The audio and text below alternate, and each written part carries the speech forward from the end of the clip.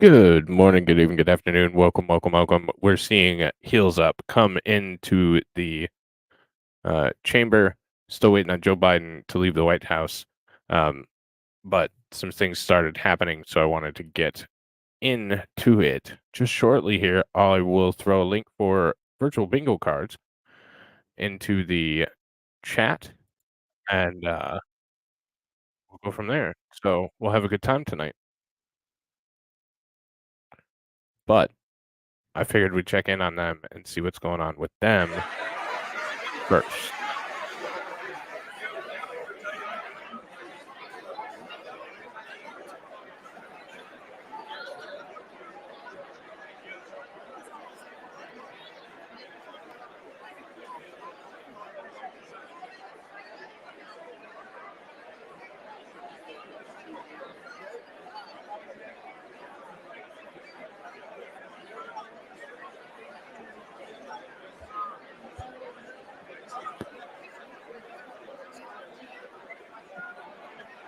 Where's the Speaker of the House, Mike Johnson, and Kamala Harris? No cheating.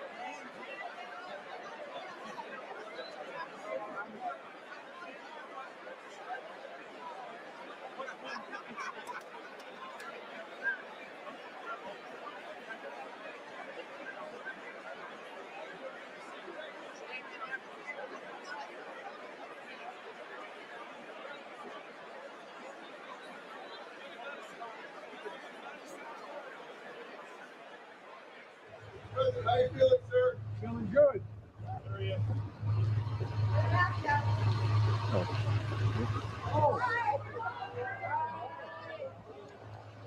Jump, I need you. Bro. See y'all later. Yeah, for you.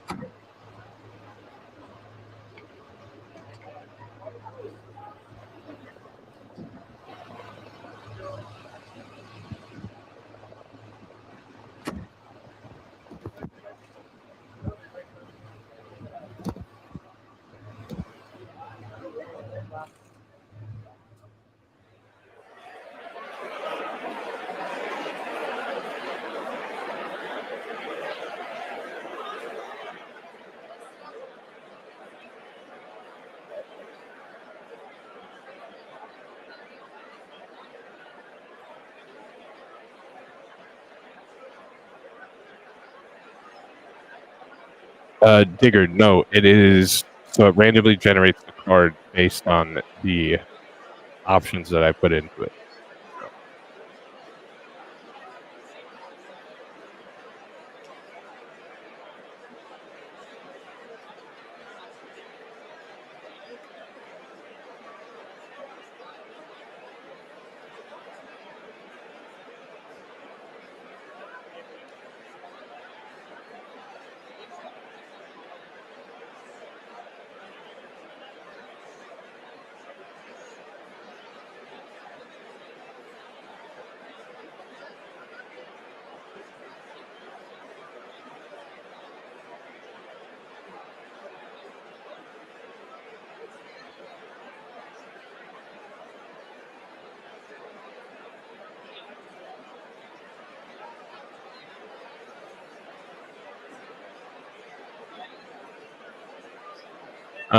Just a note about programming.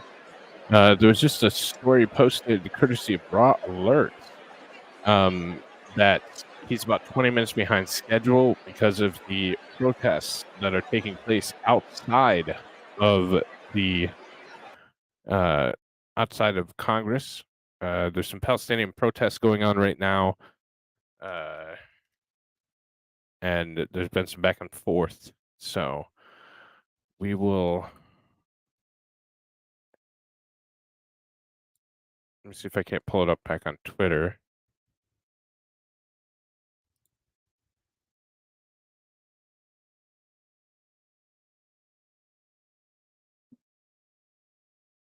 Yeah, we'll head over to so Citizen Free Press is reporting. So the Biden's legacy equals genocide is what one TV says, or T-shirt says. Another one could not read quick enough, but apparently they're blocking the parade route or the motorcade route. So there's going to be about a 20-minute delay with him getting started. He was supposed to go at 9 p.m. Eastern, but he is now slightly delayed, and I'll look for some more information on that as we go ahead. Let's see. What does Raw Alerts have to say? So that's the newest. Palestinian protesters are blocking the street.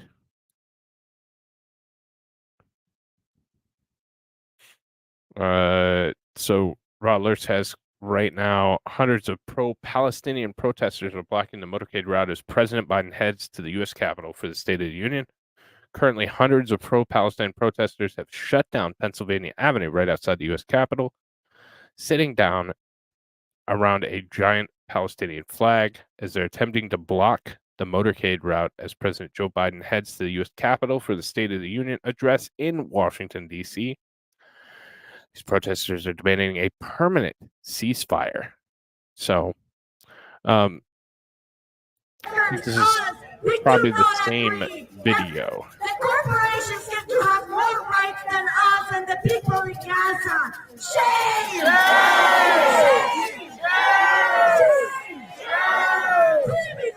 Criminal! When I say genocide, you say no! Genocide! No! Genocide! No! When I say genocide, you say no! Genocide! No!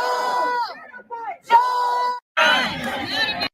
So that's what's currently going on right now with the protest outside of the Capitol. Let's see what Mike Johnson Pennsylvania, has Mr. to say. Reschenthaler. Gentleman from Kentucky, Mr. Rogers. Gentleman from New York, Mr. Jeffries. The gentlewoman from Massachusetts, Ms. Clark. The gentleman from California, Mr. Aguilar. The gentleman from California, Hey, Mr. HT, Liu. Linda.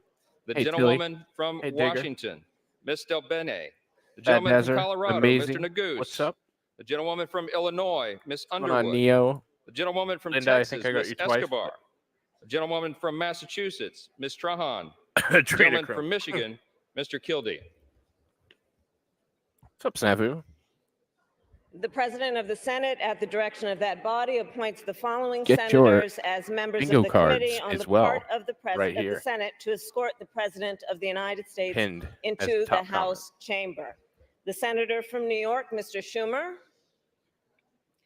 The Senator from Illinois, Mr. Durbin. The Senator from Washington, Mrs. Murray. The Senator from Michigan, Ms. Stabenow. The Senator from Minnesota, Ms. Klobuchar.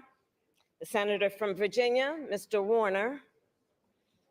The Senator from Wisconsin, Ms. Baldwin. The Senator from Kentucky, Mr. McConnell.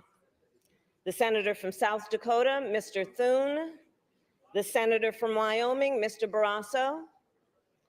The Senator from West Virginia, Mrs. Capito. And the Senator from Iowa, Ms. Ernst. The members of the escort committee will exit the chamber through the lobby doors.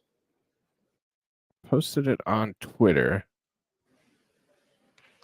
I don't know how to post to my own stuff on Twitter, though. Thank you to the 80 that watch on our Twitter. It's good to have you.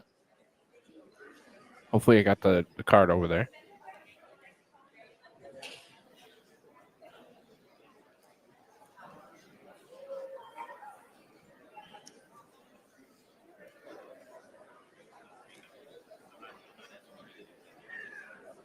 So again, if you're just joining us, once again, they are about 20 minutes behind schedule because of the protests that are taking place on the route. And welcome to the stage, my good friend and roast photo. Luckily, oh shit, it didn't stay all the way full screen. What's up, Bri? Hey, how's it going? How's it going, everyone? Sorry, I'm a little late. Actually, I'm right on time. Woo! Yeah, you're good. We're about 20 minutes behind, so is what they're Dean saying. of the Diplomatic Corps. We're 20 minutes behind. Yeah, due to the blocking of the route by the protesters. Right. After the guy revved his engine, and they tackled him to the ground and towed away his car. Yes. Engines are scary, right? They are. And engines are violence. Silence is violence. Engines are violence. Everything's violence. Words are nowadays. violence.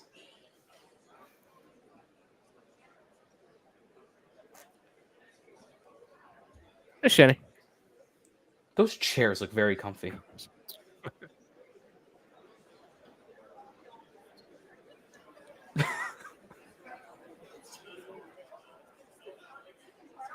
Well, that's what I was talking to my wife about it. And how the hell do you not go to a Bravo Charlie route? How do you stay on your primary route? That's odd. That's really odd. It's really odd. So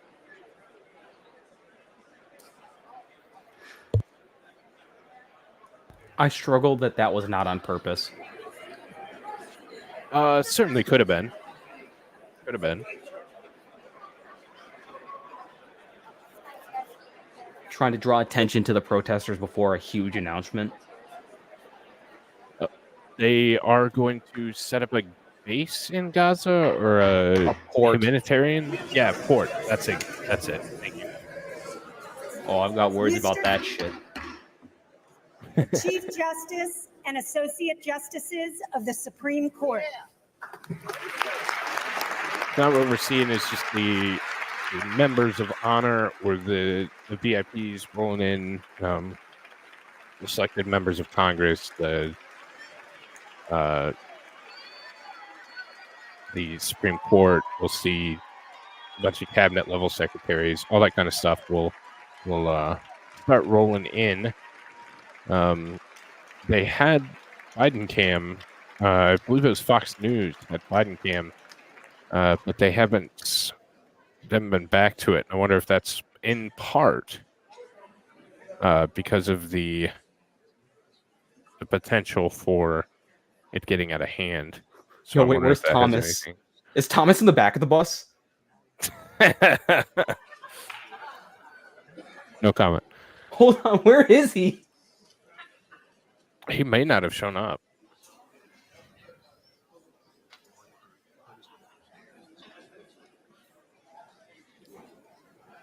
What?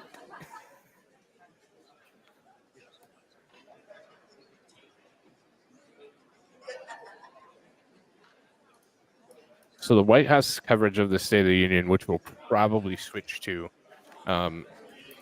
is not up yet. So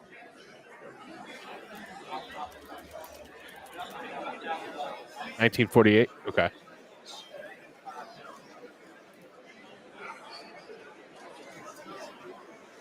So he refused to go to the last one.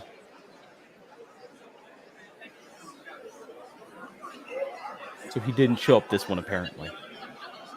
Yeah, I mean, well, it could have been a protest vote or a protest. I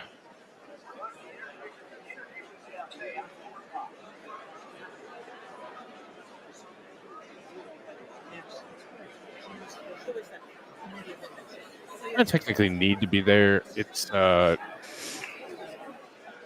great honor to be there, but so some of the news coming out is both the wife of, I don't want to get his name wrong, the Navalny, declined the invitation because she had to tour a orphanage. That was her given reason. And Zelensky's wife also declined the invitation to the State of the Union for the Biden administration. We're supposed to have a surprise guest. So I have a direct quote from Thomas about this, actually. I don't go because it has become so partisan and it's very uncomfortable for a judge to sit there. Oh, wow. Okay. So as a judge, he feels uncomfortable because Huh. he wants to be a nonpartisan actor, apparently. Allegedly. Yeah. Well, that's interesting. Thank you for that. Byron Donalds, Miss Jackson Lee talking to God, I don't want to get her name wrong because that would be racism. Who's the justice? There's Joe. Ketanji Brown Jackson. Thank you. Talking to the lady who thought an AR-15 is as heavy as moving boxes.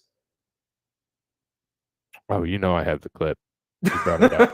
I held an AR-15 in my hand. I wish I had it. It is as heavy as 10 boxes that you might be moving. And the bullet that is utilized, a 50 caliber, these kinds of bullets, need to be licensed and do not need to be on the streets. You heard it. That's who's making gun policy. God, I want AR-15 that can hold 50 cal. Oh, I know. That would be goodbye my hand. That's going to be one of the topics of conversation tonight. Almost guaranteed. We have an overlay of a quote directly from the former Vice President Joseph Robinette Biden. If I can find it. Our potato in chief. The weird guy who kissed his 19-year-old granddaughter. And let's talk about that kiss. That was a weird kiss. That was so weird. She was so uncomfy, but she went with it. I'm a potato. That was actual quote from the. Never mind. This is an actual quote from Joe Biden. I'm determined to ban assault weapons. I did it once before, and I'll do it again. God, how? That's going to be. I think that's going to be a topic of conversation in tonight's speech. Personally, I think that's going to be part of his plan. But we shall see.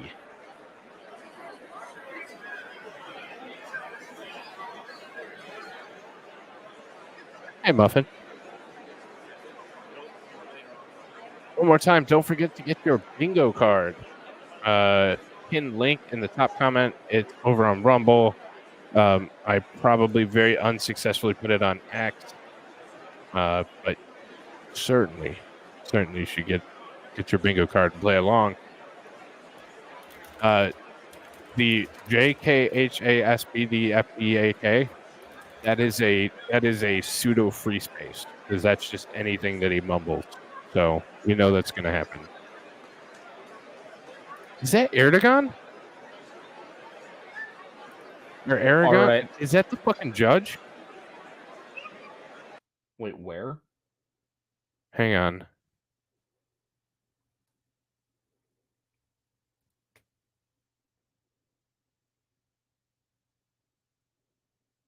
Is that the judge in the New York case?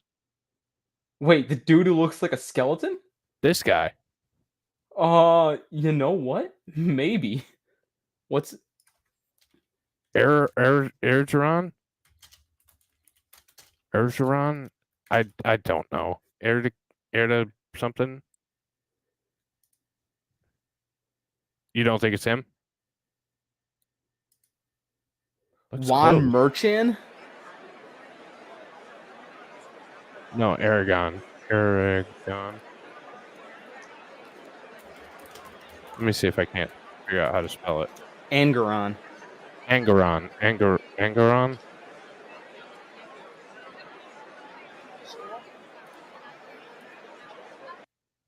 No.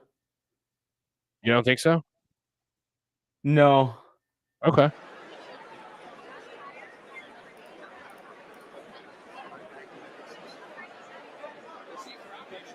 So I got my State of the Union bingo card from the Washington Examiner. Hey, Gigi. Nope, we're not late. The president's about 20 minutes behind. So, God, this is a good one. I'm gonna win with this bingo card, I swear. all right. I'll send it. I'll send it to you. I'll DM it to you. Tell me what you think. Tell me what you think of my bingo card. Engoron. Okay.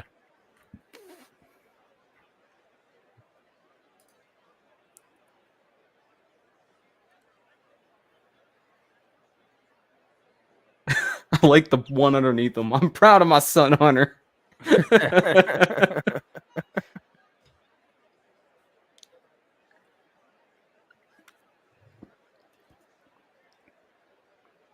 All right. So now we're just waiting. 9:06. So probably realistically we have about 15 minutes. So yeah. There's Bernie Sanders. And, All right, neat. Let's take bets over under 60 minutes. See, I was looking at some of the historic time frames for a speech, and 60 is kind of right there. So I don't know. I really don't know. I would think he would go under just because of his current state. But I can't be sure either. What's your feeling on it? I say under 60 minutes. Under? Okay. Under 100% under. I think they're trying to shoot him up with whatever the heck they can find to up him, and that shit's gonna crash hard after 50 minutes. Okay. Have we seen Kristen Cinema yet? Kristen Cinema? I have not. I also have not seen, and maybe you know already. No, I'll have to look it up. But who's giving the Republican rebuttal? Oh, geez. I don't know, but low key hope it's MTG. Katie Britt is Who? going to give the rebuttal to the Republican rebuttal. Alabama Senator Katie Britt, the youngest Republican woman elected to the U.S. Senate.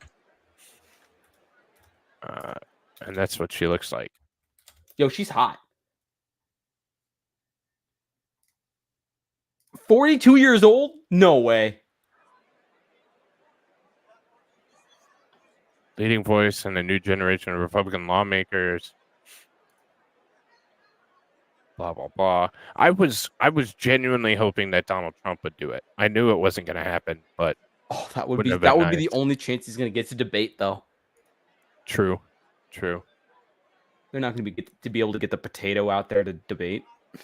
Hey, what's up, Patrick? Over on Rumble. Stay here, brother. Stay here. Long time no see. How you doing?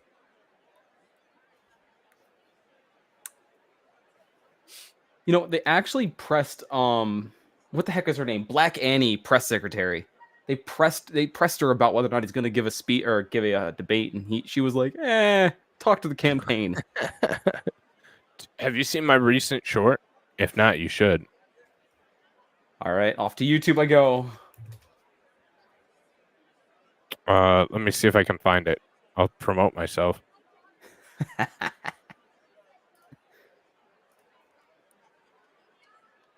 Oh my god.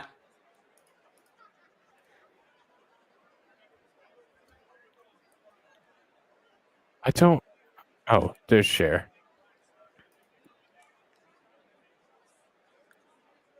Go check out my latest short on the Korean Jean-Pierre Obama. Make sure you open that in a new tab, everyone.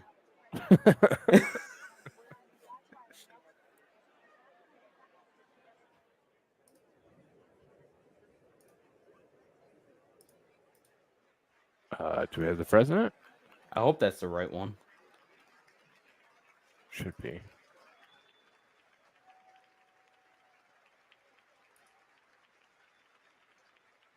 I hear you there, brother. There's Dr. Jill Biden.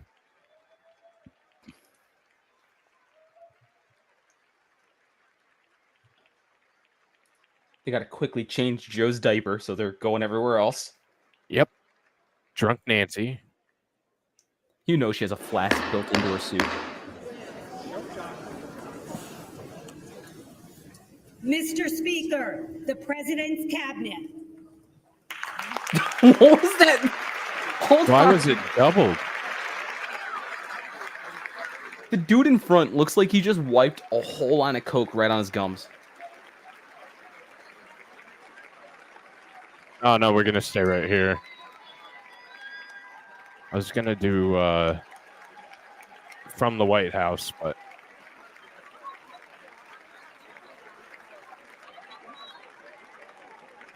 God, no, that man straight up just wiped a whole bunch of Coke on his gums.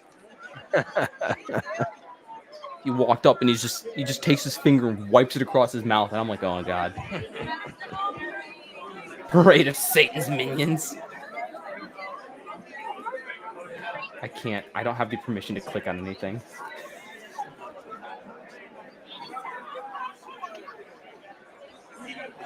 Yes, I'm streaming.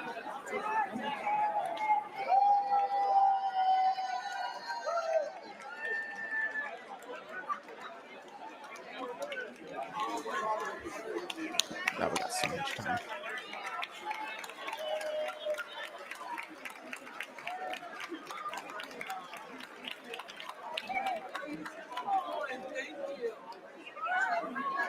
Is that booty kick? Oh, there's Booty Gig.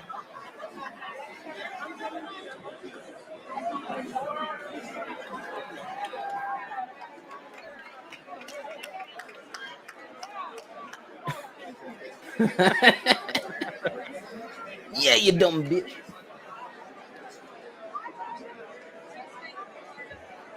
Ted Cruz, Josh Hawley.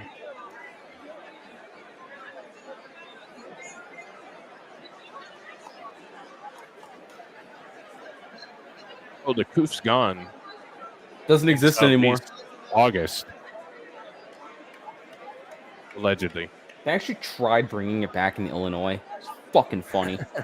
Literally didn't work. Everyone was like, who cares?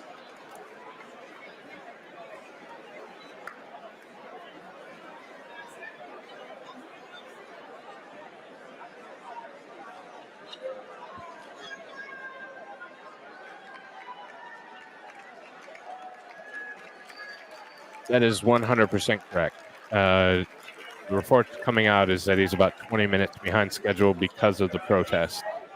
And that appears to be exactly what's happened. So, If anybody has seen Kirsten's cinema, let me know what like color dress she's wearing. Because that's part of my bingo card.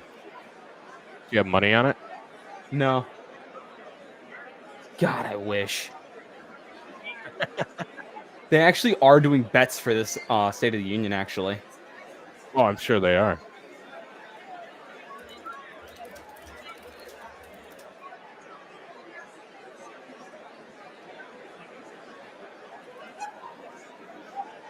And as always, since it should be a pretty consistent and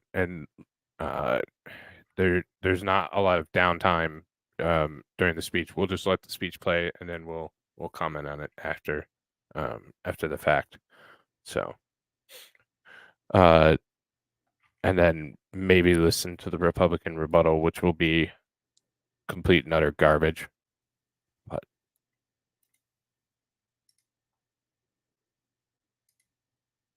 if he whispers, because he's got that creepy whisper.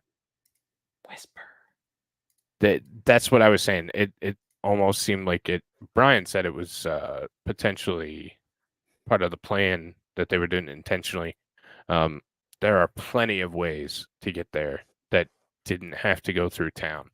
So it is a little sus that he couldn't make it into town successfully on time.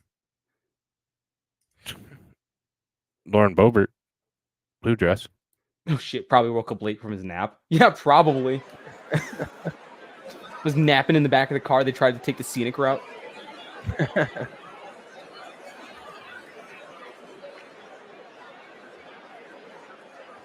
Just Blinken shushes is them. Sleep. Who? Yeah, Blinken is one of those guys that's kind of creepy, I was still gonna move the puppet mouth for so far away.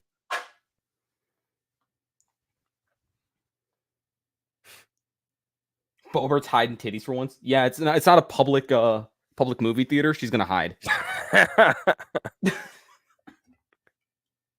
Just a line. Screw a suit. I'd wear vintage tiger camos to set the tone. Linda, you spelled it wrong. It's not hallowed, it's hollowed. Linda's spelling challenged, but it's okay because so am I. No, it's I'm spelling challenged. She spelled it wrong, and then she copied me.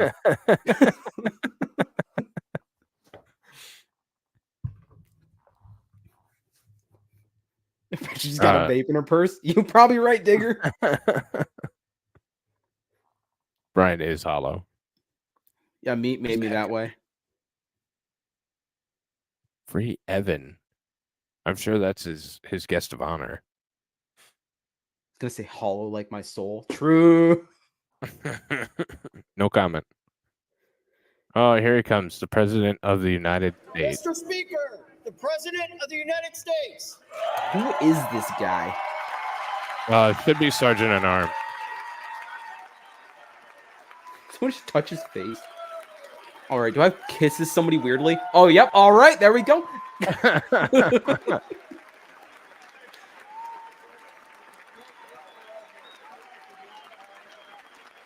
Imagine if he face plants. Oh, that'd be so bad. Oh, it could happen.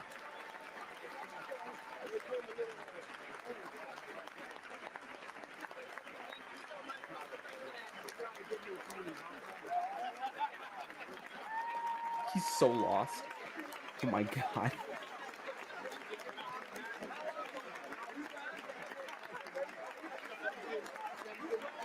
There are a few people of my race in there, but not many. 2 or 3. Shirley There's one. Wombat, the House Prior.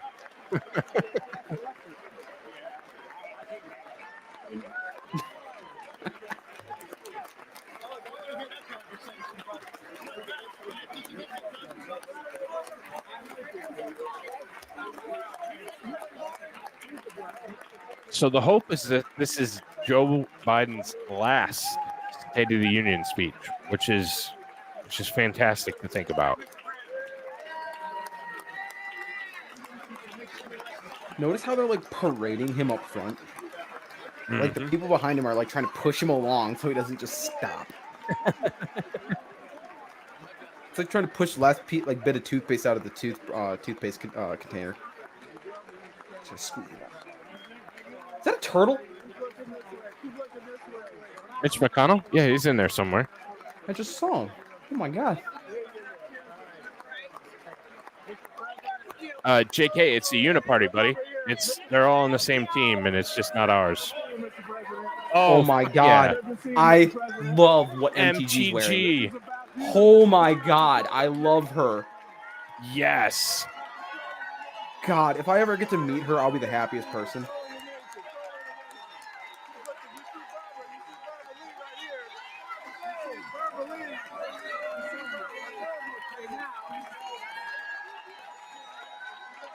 If this isn't Joe's last State of the Union, Canada's moving to America.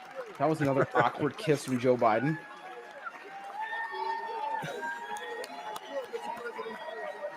Cheese chill. There's cheese.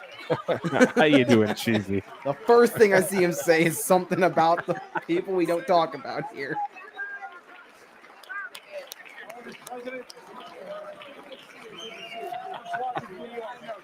Ryan, can you read this one? Nope. Don't want to get you banned.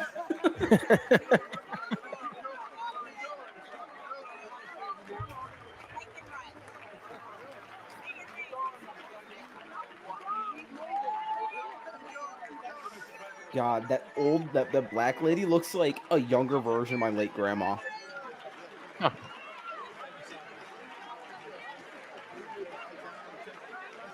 A little bit, just a little bit.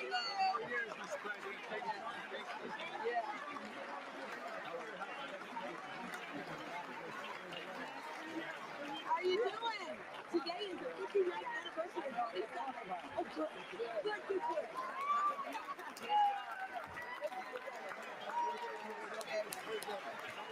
I just realized something. Tilly, isn't Skippy not correct? Isn't that like one of those Mandela effects?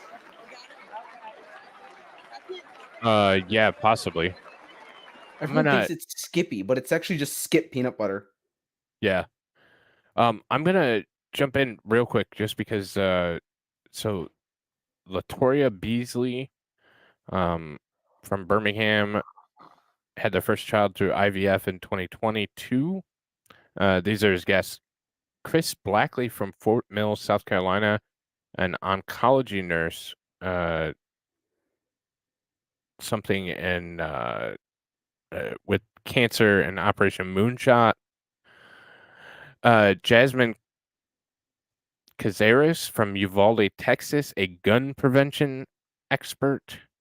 Katie Cox, state abortion ban, courageously spoke out about her life experience from Dallas, Texas. Samantha Irvin Upshur from Pittsburgh, Pennsylvania. United Brotherhood of Carpenters, Local 432. Sean Fain, the UAW president from Detroit, Michigan.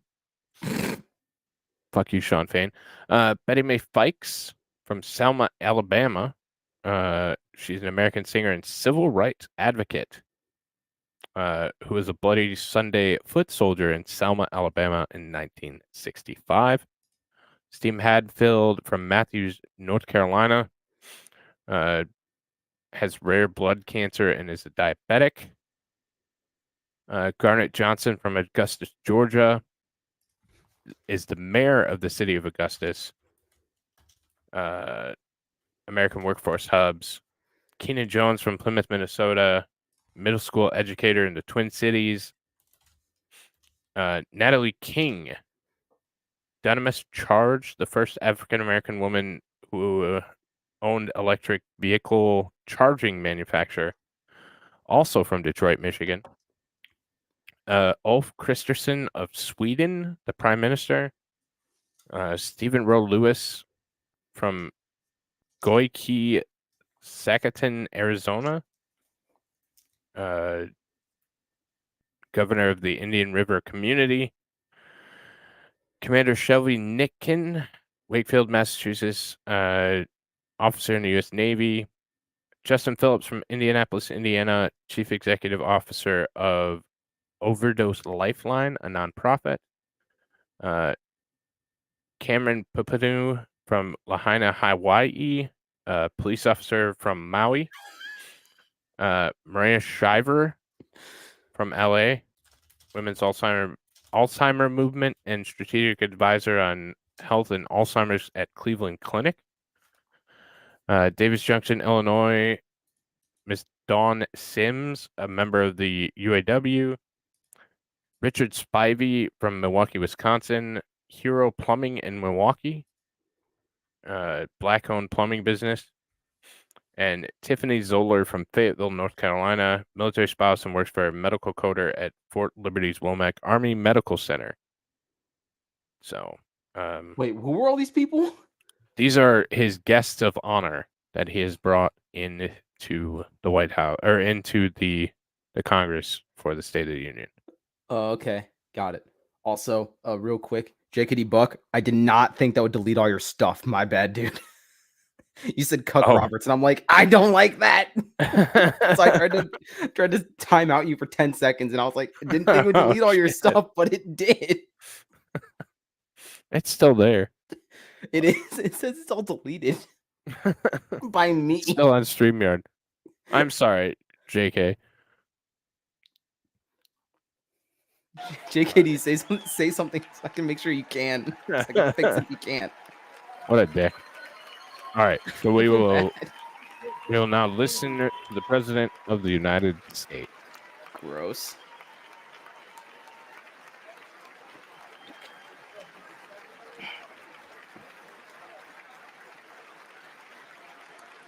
What was that? Mumbles will be 92 after this mess. There we go. Roberts is a traitor. Kinda. We got But you. still. We got you, JK. I'm sorry, buddy. Thank you.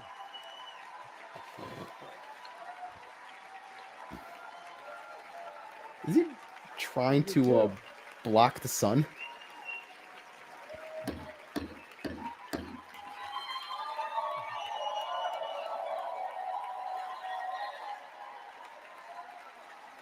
Good evening.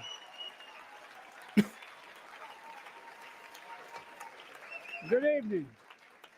If I were smart, I'd go home now. He said it, not me.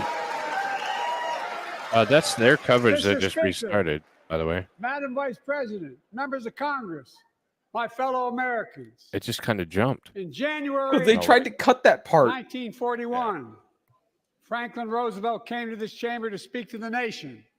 And he said, I address you at a moment unprecedented in the history of the Union. Hitler was on the march. War was raging in Europe. President Roosevelt's purpose was to wake up Congress and alert the American people that this was no ordinary time. Freedom and democracy were under assault in the world. Tonight, I come to this same chamber to address the nation. Now, it's we who face an unprecedented moment in the history of the Union. And yes, my purpose tonight is to wake up the Congress and alert the American people that this is no ordinary moment either. Not since President Lincoln and the Civil War have freedom and democracy been under assault at home as they are today. What makes our moment rare is that freedom and democracy are under attack both at home and overseas at the very same time. Overseas, Putin of Russia is on the march, invading Ukraine and sowing chaos throughout Europe and beyond. If anybody in this room thinks Putin will stop at Ukraine, I assure you he will not.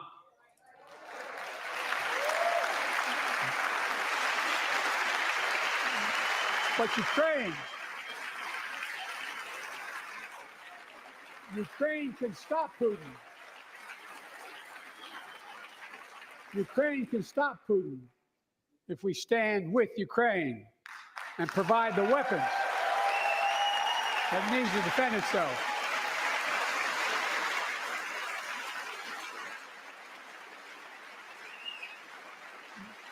That is all.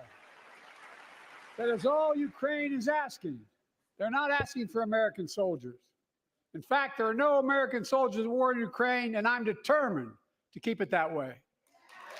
But now, assistance to Ukraine is being blocked by those who want to walk away from our world leadership. It wasn't long ago when a Republican president named Ronald Reagan thundered, "Mr. Gorbachev, tear down this wall."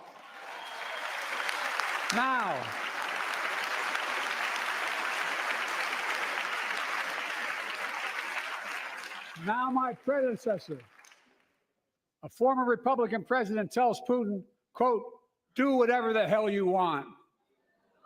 That's a quote.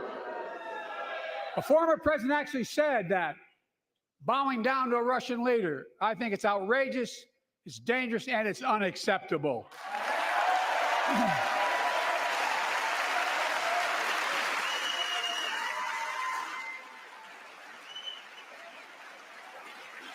America is a founding member of NATO, the military alliance of democratic nations created after World War II to prevent war and keep the peace. And today, we've made NATO stronger than ever. We welcomed Finland to the alliance last year.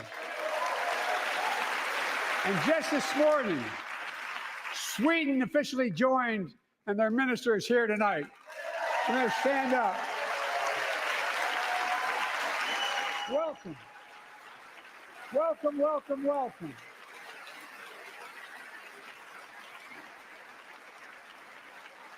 And they know how to fight. Mr. Prime Minister, welcome to NATO, the strongest military alliance the world has ever seen. I say this to Congress, we have to stand up to Putin. Send me a bipartisan national security bill. History is literally watching. History is watching. If the United States walks away, it will put Ukraine at risk. Europe is at risk. The free world will be at risk, emboldening others to do what they wish to do us harm. My message to President Putin, who I've known for a long time, is simple.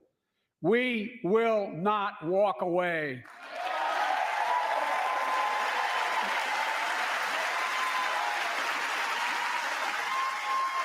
We will not bow down.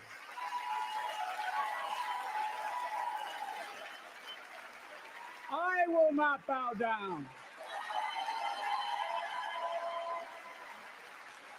In a literal sense, history is watching. History is watching.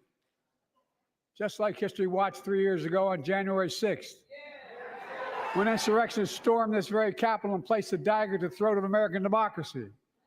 Many of you are here on that darkest of days. We all saw with our own eyes the insurrectionists were not patriots. They'd come to stop the peaceful transfer of power, to overturn the will of the people. January 6th lies about the 2020 election and the plots to steal the election posed a gravest threat to U.S. democracy since the Civil War. But they failed. America stood.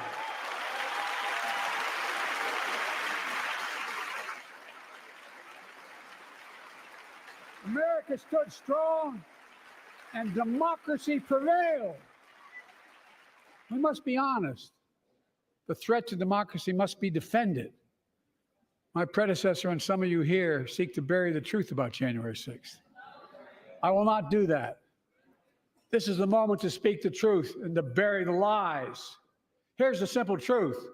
You can't love your country only when you win.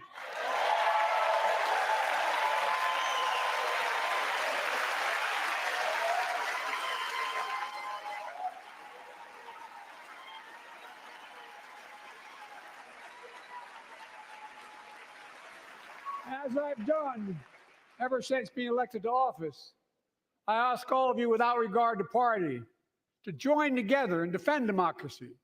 Remember your oath of office is defending against all threats, foreign and domestic. Respect free and fair elections, restore trust in our institutions, and make clear political violence has absolutely no place in America, zero place. Again, it's not hyperbole to suggest history is watching. We're watching. Your children and grandchildren will read about this day and what we do. History is watching another assault on freedom. Joining us tonight is Latoya Beasley, a social worker from Birmingham, Alabama. 14 months ago, she and her husband welcomed a baby girl thanks to the miracle of IVF. She scheduled treatments to have that second child. The Alabama Supreme Court shut down IVF treatments across the state, unleashed by a Supreme Court decision overturning Roe v. Wade. She was told her dream would have to wait. What her family had got through should never have happened. Unless Congress acts, it could happen again. So tonight, let's stand up for families like hers. To my friends across the aisle, don't keep this waiting any longer. Guarantee the right to AVF. Guarantee it nationwide.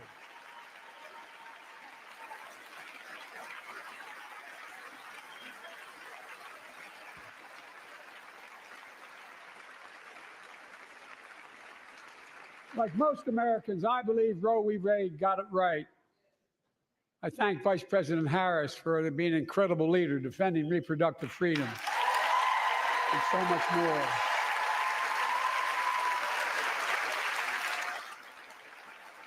Thank you.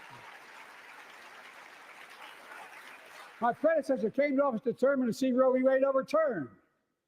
He's the reason it was overturned, and he brags about it. Look at the chaos that has resulted. Joining us tonight is Kate Cox, the wife and mother from Dallas. She's become pregnant again and had a fetus of a fatal condition. Her doctor told Kate that her own life and her ability to have children in the future were at risk if she didn't act. Because Texas law banned her ability to act, Kate and her husband had to leave the state to get what she needed. What her family got through should have never happened as well, but it's happening in too many others. There are state laws banning the freedom to choose, criminalizing doctors, forcing survivors of rape and incest to leave their states to get the treatment they need. Many of you in this chamber and my predecessor are promising to pass a national ban on reproductive freedom. My God, what freedom else would you take away? Look, it's a decision to overturn Roe v. Wade. The Supreme Court majority wrote the following, and with all due respect, justices, women are not without electoral power. Electoral or political power. You're about to realize just how much you're right about that.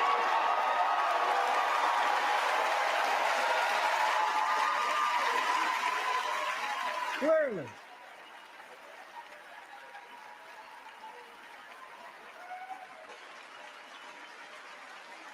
Clearly. Those bragging about overturning Roe v. Wade have no clue about the power of women. But they found out when reproductive freedom was on the ballot. We won in 2022 and 2020, and we'll win again in 2024.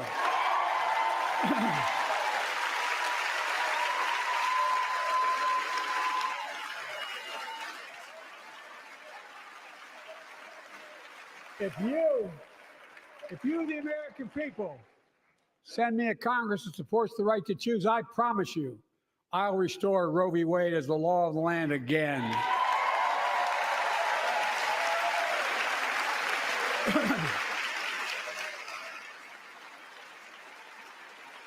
Folks, America cannot go back. I'm here tonight to show what I believe is the way forward, because I know how far we come. 4 years ago next week, before I came to office, the country was hit by the worst pandemic and the worst economic crisis in a century. Remember the fear, record losses, Remember the spikes in crime and the murder rate, raging virus that took more than 1 million American lives of loved ones, millions left behind. A mental health crisis of isolation and loneliness. A president, my predecessor, failed the most basic presidential duty that he owes to American people, the duty to care. I think that's unforgivable. I came to office determined to get us through one of the toughest periods in the nation's history. We have. It doesn't make news in 1,000 cities and towns. The American people are writing the greatest comeback story never told.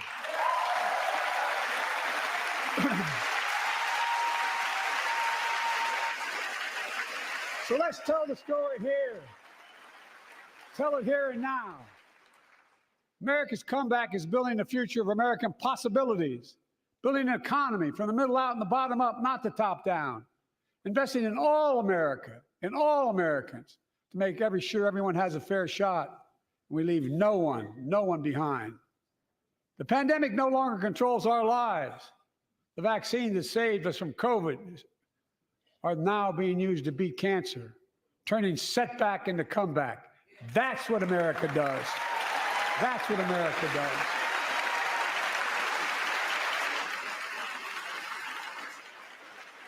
Folks, I inherited economy is on the brink. Now our economy is literally the envy of the world. 15 million new jobs in just 3 years, a record, a record. Unemployment at 50-year lows. A record 16 million Americans are starting small businesses, and each one is a literal act of hope. With historic job growth and small business growth for Black and Hispanics and Asian Americans, 800,000 new manufacturing jobs in America and counting. Where is it written we can't be the manufacturing capital of the world? We are, we will. More people have health insurance today. More people have health insurance today than ever before. The racial wealth gap is as small as it's been in 20 years. Wages keep going up, inflation keeps coming down. Inflation has dropped from 9% to 3%, the lowest in the world and tending lower.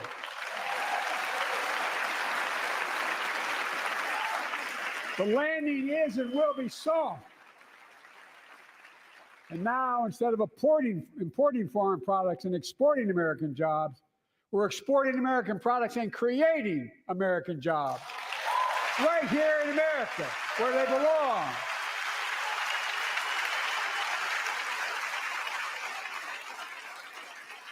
And it takes time, but the American people are beginning to feel it. Consumer studies show consumer confidence is soaring.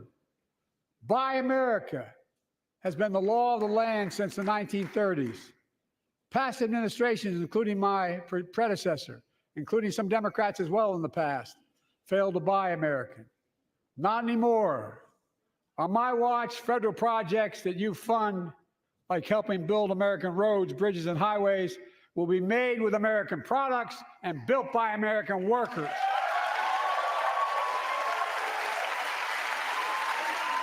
Creating good-paying American jobs.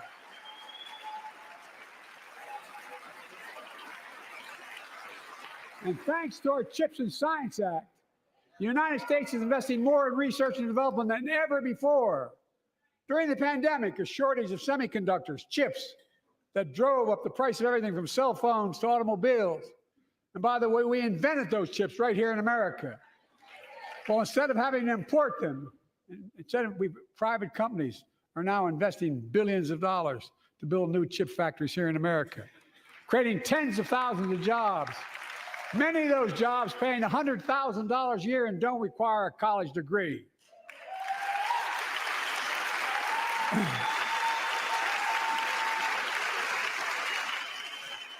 In fact, my policies have attracted $650 billion in private sector investment in clean energy, advanced manufacturing, creating tens of thousands of jobs here in America.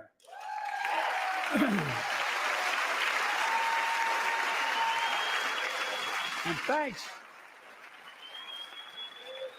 to our bipartisan infrastructure law, 46,000 new projects have been announced all across your communities.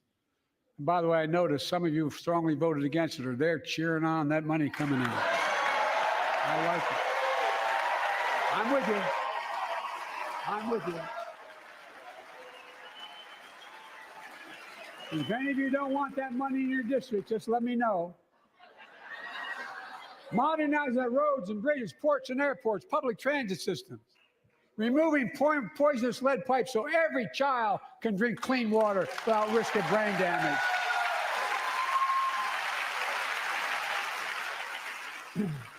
Providing affordable high-speed internet for every American, no matter where you live, urban, suburban, or rural communities, in red states and blue states. Record investments in tribal communities. Because of my investment in a family farm, because I invested in family farms led by my Secretary of Agriculture, who knows more about this than anybody I know, we're better able to stay in the family for those farms and their children and grandchildren won't have to leave home to make a living. It's transformative. The great comeback story is Belvedere, Illinois, home to an auto plant for nearly 60 years. Before I came to office, the plant was on its way to shutting down. Thousands of workers feared for their livelihoods. Hope was fading. Then I was elected to office, and we raised the Belvedere repeatedly with auto companies, knowing unions would make all the difference. The UAW worked like hell to keep the plant open and get these jobs back, and together we succeeded. Instead of auto factories shutting down, auto factories reopening, a new state-of-the-art battery factories being built to power those cars there at the same.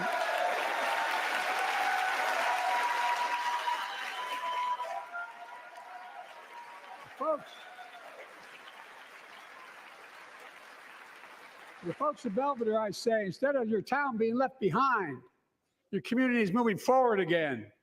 Because instead of watching auto jobs of the future go overseas, 4,000 union jobs with higher wages are building the future in Belvedere right here in America.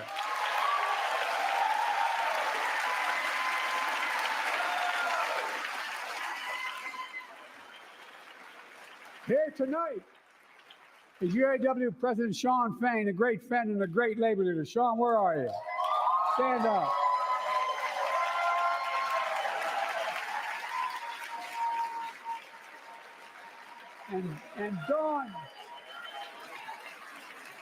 And Dawn Sim, a third-generation worker, UAW worker at Belvedere. Shawn, I was proud to be the first president to stand on the picket line, and today, Dawn has a good job in her hometown, providing stability for her family and pride and dignity as well. Showing once again, Wall Street didn't build America. They're not bad guys. They didn't build it, though. The middle class built the country, and unions built the middle class.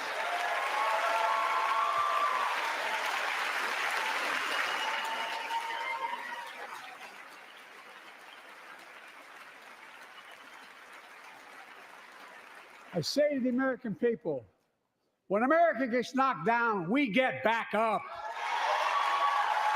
We keep going. That's America.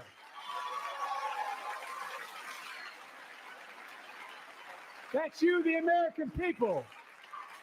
It's because of you America's coming back. It's because of you our future is bright. It's because of you that tonight we can proudly say the state of our union is strong and getting stronger.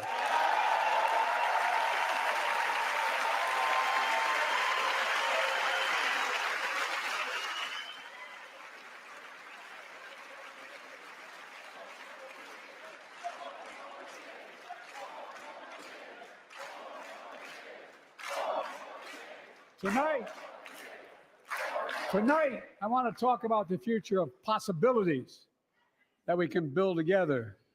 A future where the days of trickle-down economics are over and the wealthy and the biggest corporations no longer get all the tax breaks.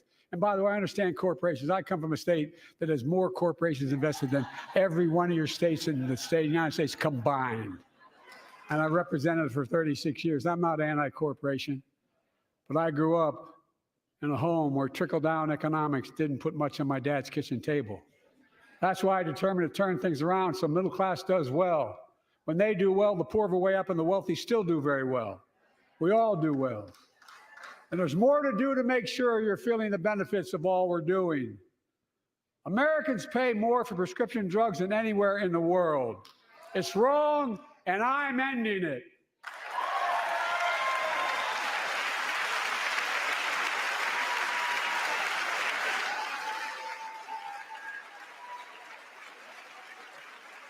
With the law that I proposed and signed, not one of you Republican buddies voted for it. We finally beat Big Pharma. Instead of paying $400 a month or thereabouts for insulin with diabetes, and it only costs $10 to make, they only get paid $35 a month now and still make a healthy profit. And I want to, but what to do next? I want to cap the cost of insulin at $35 a month for every American who needs it. Everyone.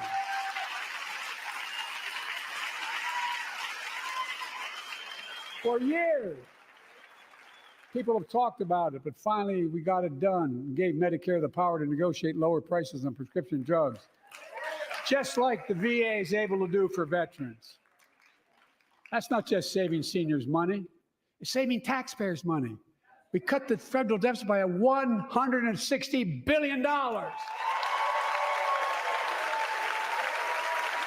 Because Medicare will no longer have to pay those exorbitant prices to Big Pharma.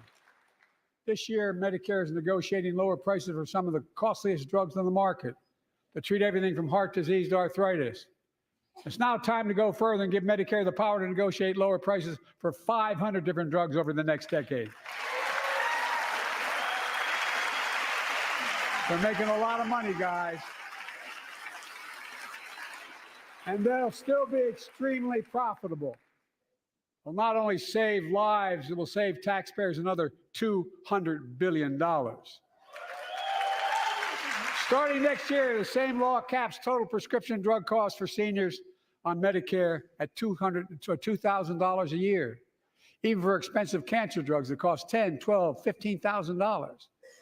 Now I want to cap prescription drug costs at $2,000 a year for everyone. Folks, I'm going to get in trouble for saying that, but if you want to get an Air Force One and fly to Toronto, Berlin, Moscow, well, even Moscow, probably. And bring your prescription with you, and I promise you I'll get it for you for 40% the cost you're paying now. Same company, same drug, same place. Folks, the Affordable Care Act, the old Obamacare, it's still a very big deal.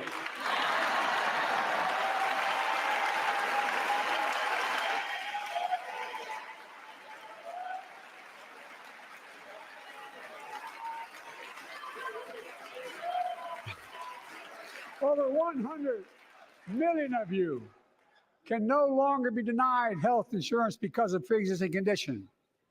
But my predecessor, and many in this chamber, want to take this prescription drug away by repealing Affordable Care Act.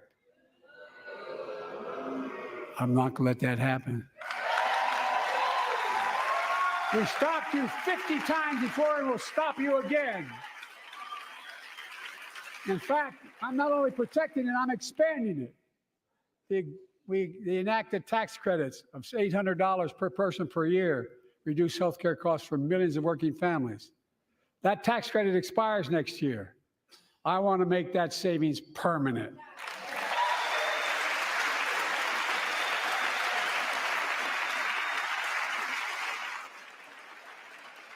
To state the obvious, women are more than half our population. But research on women's health has always been underfunded. That's why we're launching the first ever White House initiative on women's health research, led by Jill, doing an incredible job as First Lady.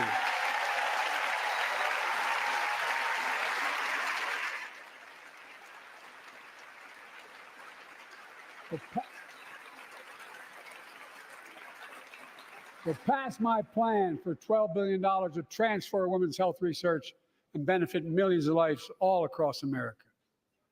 I know the cost of housing is so important to you. If inflation keeps coming down, mortgage rates will come down as well, and the Fed acknowledges that. But I'm not waiting. I want to provide an annual tax credit that will give Americans $400 a month for the next 2 years as mortgage rates come down, to put toward their mortgages when they buy their first home or trade up for a little more space. Just for 2 years.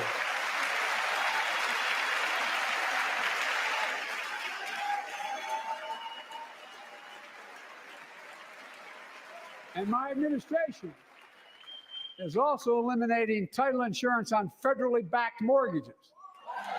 When you refinance your home, you can save $1,000 or more as a consequence. For millions of renters, we're cracking down on big landlords who use antitrust law, who break antitrust laws by price fixing and driving up rents.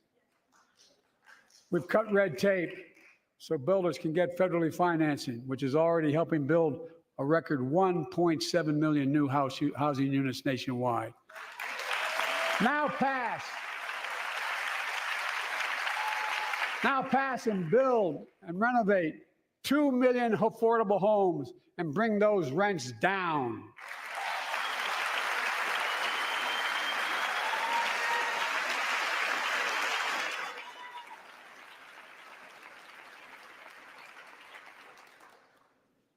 To remain the strongest economy in the world, we need to have the best education system in the world. And I suspect all of you, want to give every child, a good start by providing access to preschool for 3 and 4 years old. You know, I think I pointed out last year,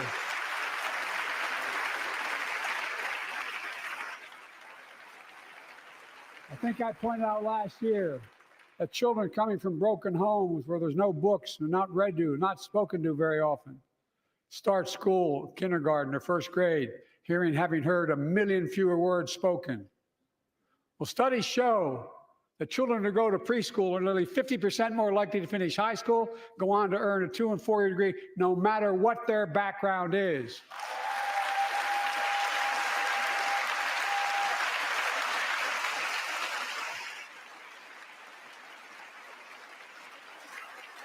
I met a year and a half ago with the leaders of the Business Roundtable. They were mad that they were angry. I think, well, they were discussing why I wanted to spend money on education. I pointed out to them as vice president, I met with over 182 of those folks. Don't hold me to the exact number. And I asked them what they need most, the CEOs. And you've had the same experience on both sides of the aisle. They say a better educated workforce, right? So I looked at them and I say, I come from Delaware. DuPont used to be the 8th largest corporation in the world. And every new enterprise they bought, they educated the workforce to that enterprise. But none of you do that anymore. Why are you angry with me providing you the opportunity for the best educated workforce in the world? And they all looked at me and said, I think you're right. I want to expand high quality tutoring and summer learning to see that every child learns to read by 3rd grade.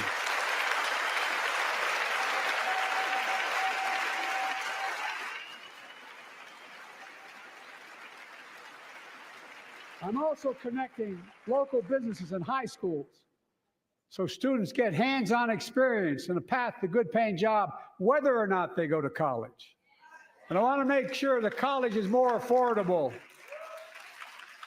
Let's continue increasing the Pell Grants to working and middle-class families and increase record investments in HBCUs and minority-serving institutions, including Hispanic institutions.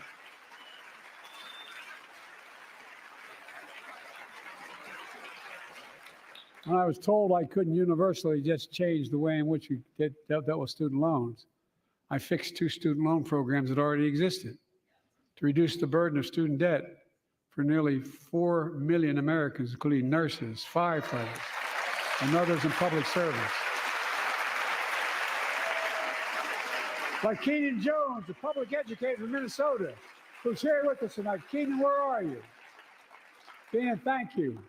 He's educated hundreds of students so they can go to college Now he's able to help, after debt forgiveness, get his own daughter to college.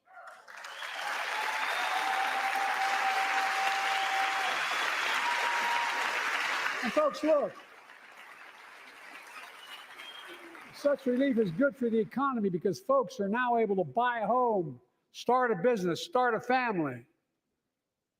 While we're at it, I want to give public school teachers a raise.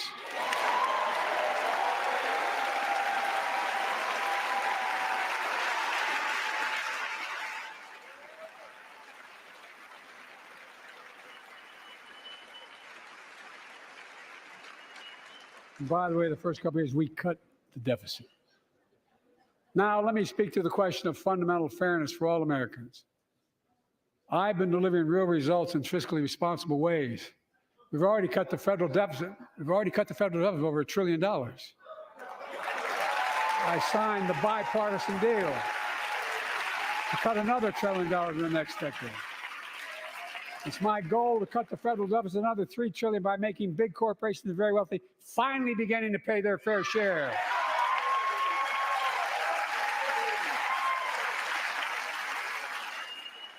Look, I'm a capitalist. If you want to make or can make a million or millions of bucks, that's great. Just pay your fair share in taxes. A fair tax code is how we invest things to make this country great. Healthcare, education, defense, and so much more. But here's the deal. The last administration enacted a $2 trillion tax cut, overwhelmingly benefit the top 1%, the very wealthy and the biggest corporations, and exploded the federal deficit. They added more to the national debt than any presidential term in American history. Check the numbers. Folks at home, does anybody really think the tax code is fair? Do you really think the wealthy and big corporations need another $2 trillion tax break? I sure don't. I'm going to keep fighting like hell to make it fair. Under my plan, nobody earning less than $400,000 a year will pay an additional penny in federal taxes. Nobody, not one penny. And they haven't yet. In fact, the child tax credit I passed during the pandemic cut taxes for millions of working families and cut child poverty in half. Restore that child tax credit. No child should go hungry in this country. The way to make the tax code fair is to make big corporations and the very wealthy begin to pay their fair share.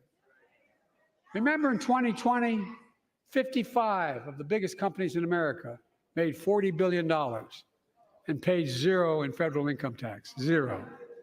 Not anymore. Thanks to the law I wrote and we signed, big companies have to pay a minimum of 15%. But that's still less than working people pay in federal taxes. It's time to raise corporate minimum tax to at least 21%.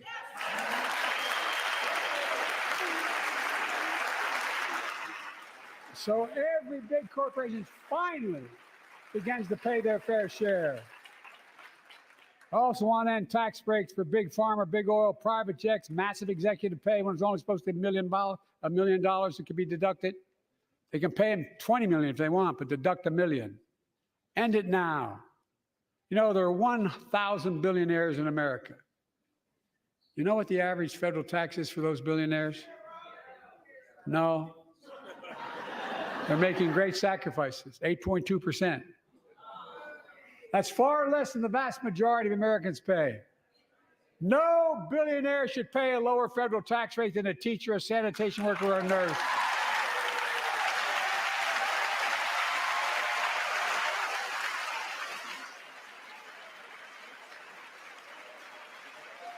I propose a minimum tax for billionaires of 25%, just 25%. You know what that would raise? That would raise $500 billion over the next 10 years. And imagine what that could do for America. Imagine a future with affordable child care. Millions of families can get they need to go to work to help grow the economy. Imagine a future with paid leave, because no one should have to choose between working and taking care of their sick family member. Imagine the future of home care and elder care and people living with disabilities so they can stay in their homes and family caregivers can finally get the pay they deserve. Tonight, let's all agree once again to stand up for seniors. Many of my friends on the other side of the aisle want to put Social Security on the chopping block. If anyone here tries to cut Social Security, Medicare, or raise the retirement age, I will stop you.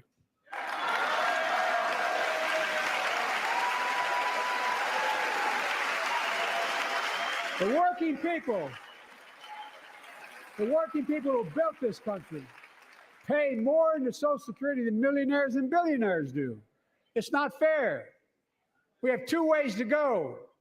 Republicans can cut Social Security and give more tax breaks to the wealthy. That's the proposal. Oh no, you guys don't want another $2 trillion tax cut? I kind of thought that's what your plan was. Well, that's good to hear. You're not going to cut another $2 trillion for the super wealthy. That's good to hear. I'll protect and strengthen Social Security and make the wealthy pay their fair share. Look,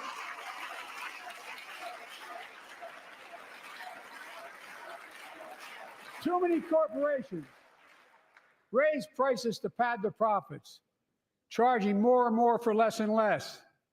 That's why we're cracking down on corporations engaged in price gouging and deceptive pricing, from food to healthcare to housing. In fact, the snack companies think you won't notice if they change the size of the bag and put a hell of a lot fewer, same size bag, put fewer chips in it. No, I'm not joking. It's called shrinkflation. Pass Bobby Casey's bill and stop this. I really mean it.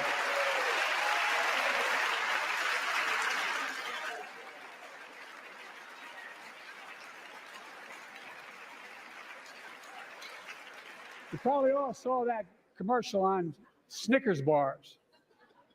You get charged the same amount, and you got about, 10% fewer Snickers in it.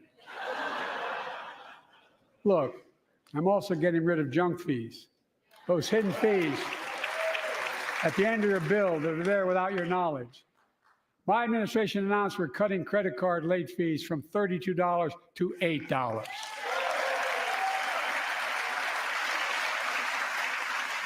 Banks and credit card companies are allowed to charge what it costs them to instigate the collection.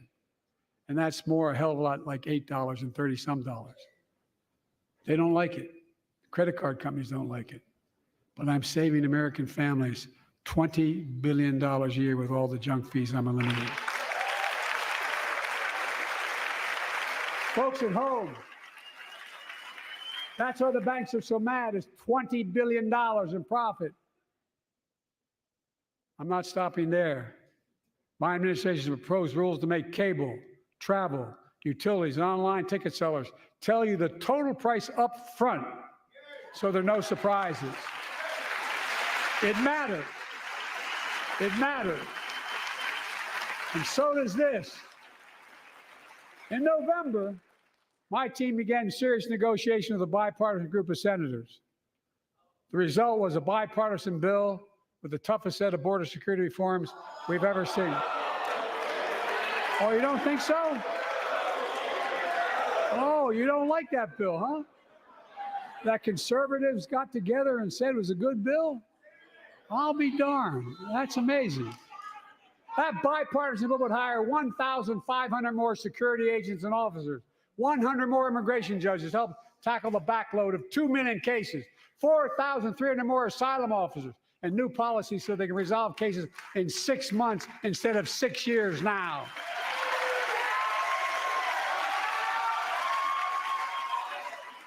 What are you against? 100 more high-tech drug detection machines to significantly increase the ability to screen and stop vehicles smuggling fentanyl into America. That's killing thousands of children. This bill would save lives and bring order to the border. It will also give me and any new president new emergency authority to temporarily shut down the border when the number of migrants at the border is overwhelming. The Border Patrol Union has endorsed this bill. The Federal Chamber of Commerce is, yeah. You're saying low. Look at the facts. I know you know how to read.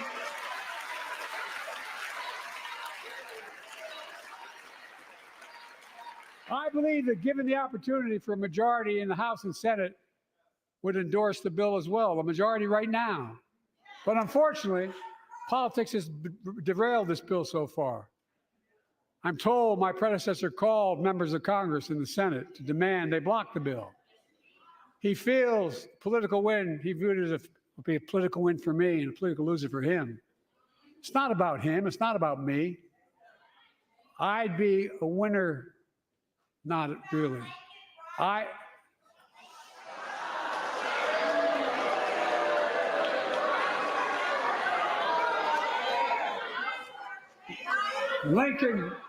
Lincoln Riley, an innocent young woman who was killed by an illegal. That's right. But how many of thousands of people being killed by illegals?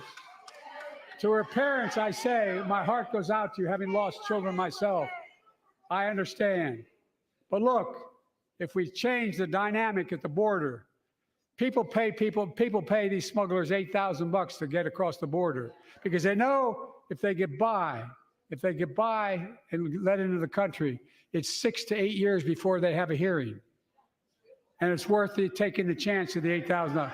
But if it's only 6 weeks, the idea is it's highly unlikely that people will pay that money and come all that way, knowing that they'll be able to be kicked out quickly. Folks, I would respectfully suggest my Republican friends owe it to the American people, get this bill done. We need to act now.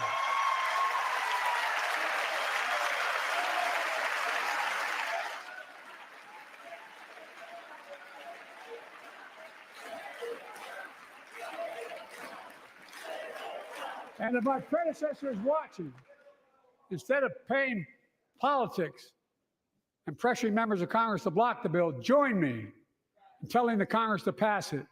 We can do it together, but that's what here's what he will not do. I will not demonize immigrants saying they are poison in the blood of our country.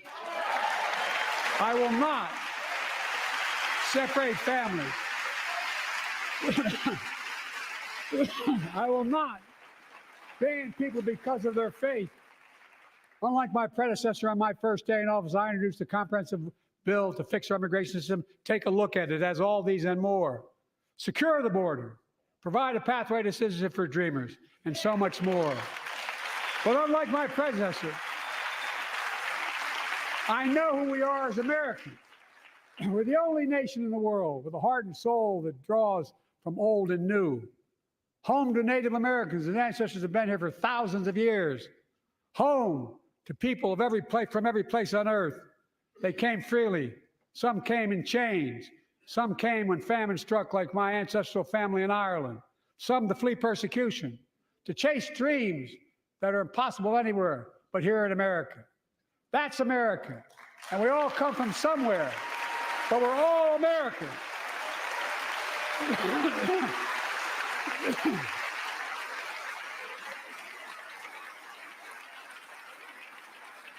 Look, folks, we have a simple choice. We can fight about fixing the border, or we can fix it. I'm ready to fix it.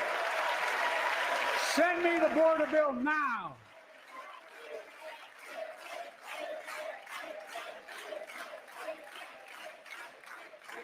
A transformational moment in history happened 59 years ago today in Selma, Alabama.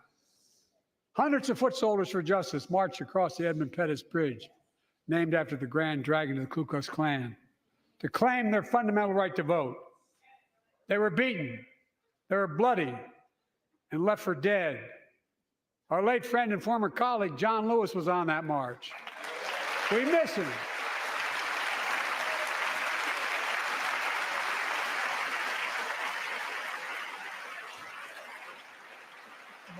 Joining us tonight are other marchers, both in the gallery and on the floor, including Betty Mae Fikes, known as the voice of Selma, the daughter of gospel singers and preachers. She sang songs of prayer and protest on that bloody Sunday to help shake the nation's conscience. 5 months later, the Voting Rights Act passed and was signed into law.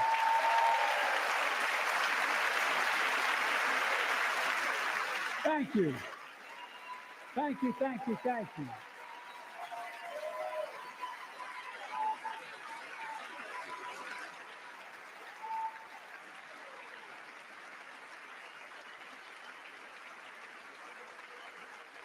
But 59 years later, there are forces taking us back in time. Voter suppression, election subversion, unlimited dark money, extreme gerrymandering. John Lewis was a great friend to many of us here, but if you truly want to honor him and all the heroes who marched with him, then it's time to do more than talk. Pass the Freedom to Vote Act, the John Lewis Voting Rights Act.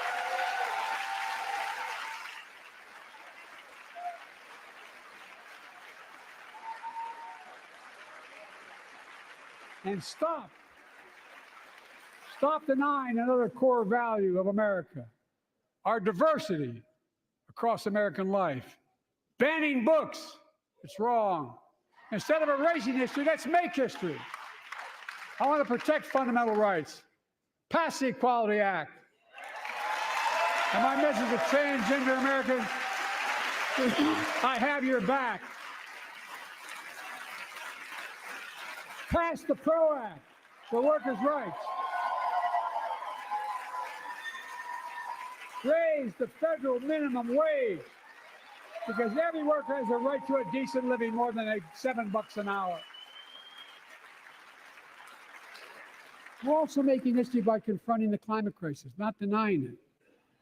I don't think any of you think there's no longer a climate crisis. At least I hope you don't. I'm taking the most significant action ever on climate in the history of the world.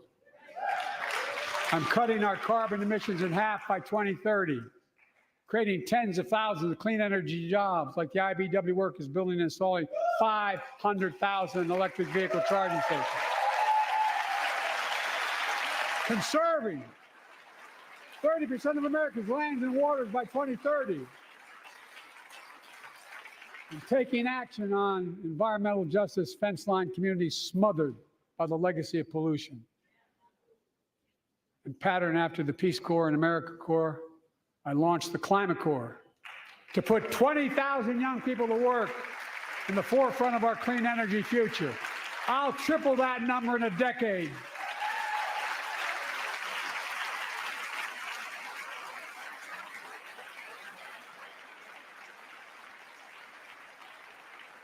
To state the obvious, all Americans deserve the freedom to be safe. And America is safer today than when I took office. Year before I took office, murder rates went up 30%. 30% they went up. The biggest increase in history. It was then, through my American Rescue Plan, which every American voted against, I might add, we made the largest investment in public safety ever. Last year, the murder rate saw the sharpest decrease in history. Violent crime fell to one of its lowest levels in more than 50 years. But we have more to do.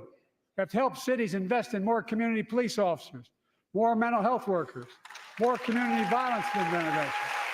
Give communities the tool to crack down on gun crime, retail crime, and carjacking.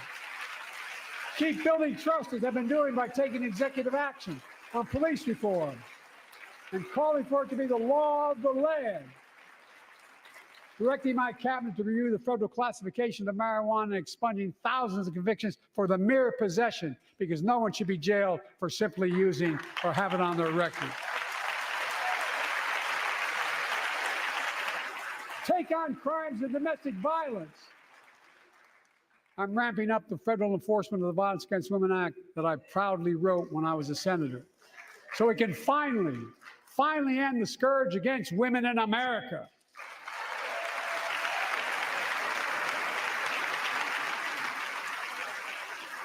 There are other kinds of violence I want to stop. With us tonight is Jasmine, whose 9-year-old sister Jackie was murdered with 21 classmates and teachers in an elementary school in Uvalde, Texas. Very soon after that happened, Jill and I went to Uvalde for a couple of days. We spent hours and hours with each of the families. We heard their message, so everyone in this room, in this chamber, could hear the same message. The constant refrain, and I was there for hours meeting with every family. They said, do something. Do something. Well, I did do something by establishing the first ever Office of Gun Violence Prevention in the White House, that the Vice President is leading the charge. Thank you for doing this. Meanwhile,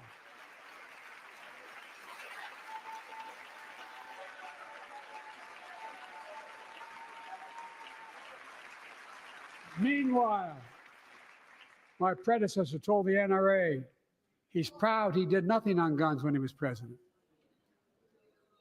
Oof. After another shooting in Iowa recently, he said, when asked what to do about it, he said, just get over it. There's his quote, just get over it. I say, stop it. Stop it, stop it, stop it.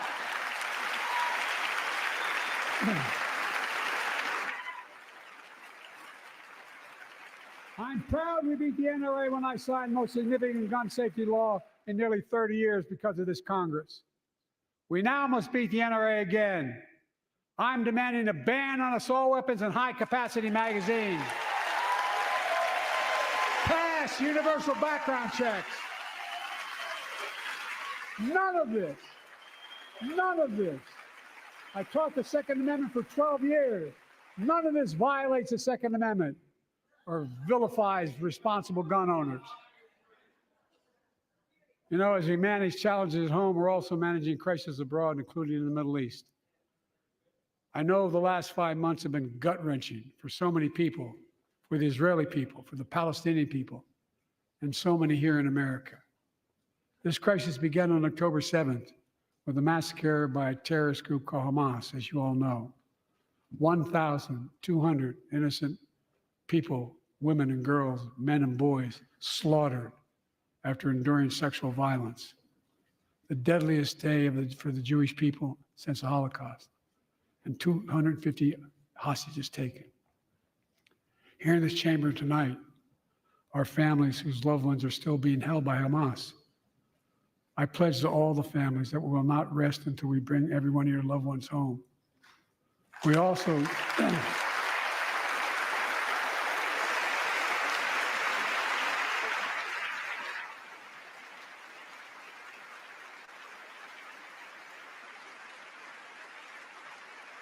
we will also work around the clock to bring home Evan and Paul, Americans being unjustly detained by the Russians and others around the world. Israel has the right to go after Hamas. Hamas ended this conflict by releasing hostages, laying down arms, could end it by releasing the hostages, laying down arms, and surrendering those responsible for October 7th. But Israel has Israel has an added burden because Hamas hides and operates among the civilian population like cowards, under hospitals, daycare centers, and all the like. Israel also has a fundamental responsibility, though, to protect innocent civilians in Gaza.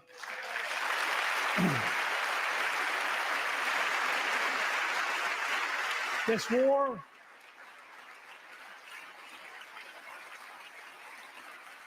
has taken a greater toll on innocent civilians than all previous wars in Gaza combined. More than 30,000 Palestinians have been killed, most of whom are not Hamas. Thousands and thousands of innocent women and children, girls and boys, also orphaned. Nearly 2 million more Palestinians under bombardment or displacement. Homes destroyed, neighborhoods in rubble, cities in ruin. Families without food, water, medicine. It's heartbreaking. I've been working nonstop to establish an immediate ceasefire that would last for 6 weeks to get all the prisoners released, all the hostages released.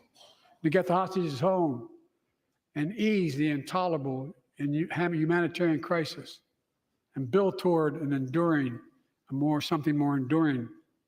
The United States has been leading international efforts to get more humanitarian assistance to Gaza.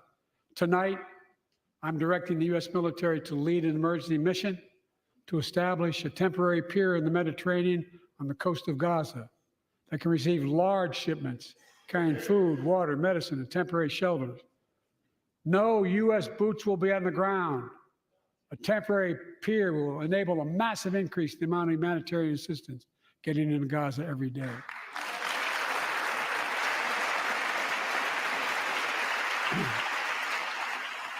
And Israel must do its part. Israel must allow more aid into Gaza to ensure humanitarian workers aren't caught in the crossfire. And they're announcing they're going to have a crossing in northern Gaza. For the leadership of Israel, I say this: humanitarian assistance cannot be a secondary consideration or a bargaining chip. Protecting and saving innocent lives has to be a priority. As we look to the future, the only real solution to the situation is a two-state solution over time.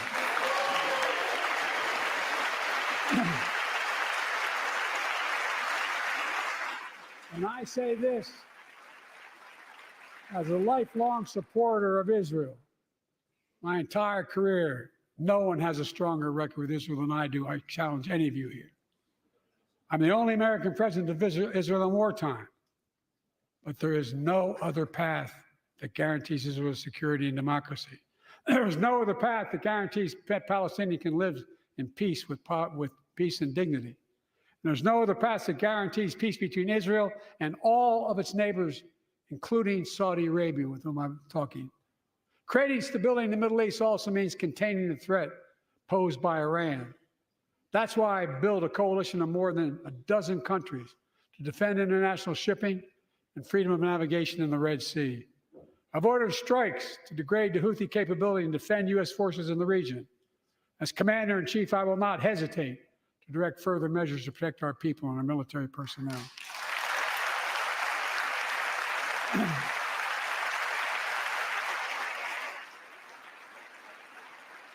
For years, I've heard many of my Republican and Democratic friends say that China is on the rise and America's falling behind. They've got it backwards. I've been saying it for over 4 years, even when I wasn't president. America's rising. We have the best economy in the world. And since I've come to office, our GDP is up, our trade deficit with China is down to the lowest point in over a decade. And we're standing up against China's unfair economic practices. We're standing up for peace and stability across the Taiwan Straits. I've revitalized our partnership and alliance in the Pacific. India, Australia, Japan, South Korea, Pacific Islands. I've made sure that the most advanced American technologies can't be used in China, not allowing to trade them there. Frankly, for all this tough talk on China, it never occurred to my predecessor to do any of that. I want competition with China, not conflict. And we're in a stronger position to win the conflict of the 21st century against China than anyone else, for that matter, than any time as well. Here at home, I've signed over 400 bipartisan bills. There's more to pass my unity agenda. Strengthen penalties on fentanyl trafficking. You don't want to do that, huh? Pass bipartisan privacy legislation to protect our children online. Harness the promise of AI to protect us from peril. Ban AI voice impersonations and more. And keep our truly sacred obligation to train and equip those we send into harm's way and care for them and their families when they come home and when they don't.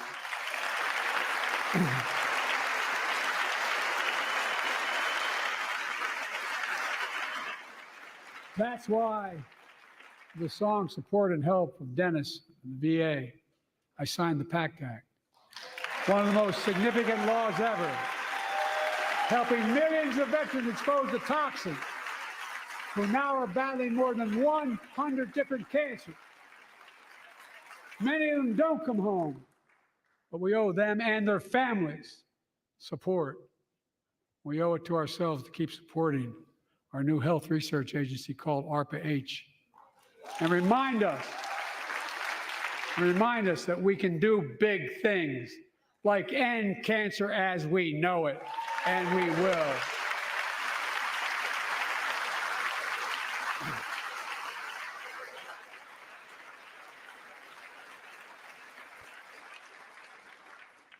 Let me close with this. Yay.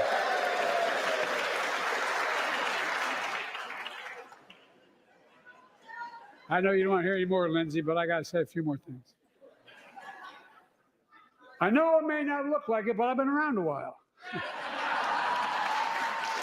When you get to be my age, certain things become clearer than ever. I know the American story. Again and again, I've seen the contest between competing forces in the battle for the soul of our nation, between those who want to pull America back to the past and those who want to move America into the future. My lifetime has taught me to embrace freedom and democracy, a future based on core values that have defined America: honesty, decency, dignity, equality, to respect everyone, to give everyone a fair shot, to give hate no safe harbor. Now, other people my age see it differently. The American story of resentment, revenge, and retribution, that's not me. I was born amid World War II when America stood for the freedom of the world. I grew up in Scranton, Pennsylvania, and Claymont, Delaware, among working class people who built this country. I watched in horror as two of my heroes, like many of you did, Dr. King and Bobby Kennedy, were assassinated. And their legacies inspired me to pursue a career in service. I left the law firm and became a public defender because my city of Wilmington was the only city in America occupied by the National Guard after Dr. King was assassinated because of the riots. And I became a county councilman almost by accident. I got elected to the United States Senate when I had no intention of running at age 29. Then vice president of our first black president. Now president to the first women vice president.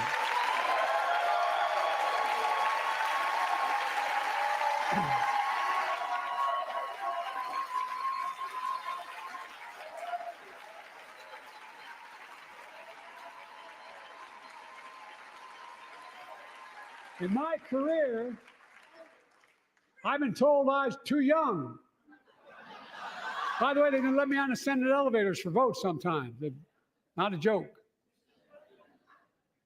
And I've been told I'm too old. Whether young or old, I've always known what endures. I've known our North Star. The very idea of America is that we're all created equal, deserves to be treated equally throughout our lives. We've never fully lived up to that idea, but we've never walked away from it either. And I won't walk away from it now. I'm optimistic. I really am. I'm optimistic, Nancy.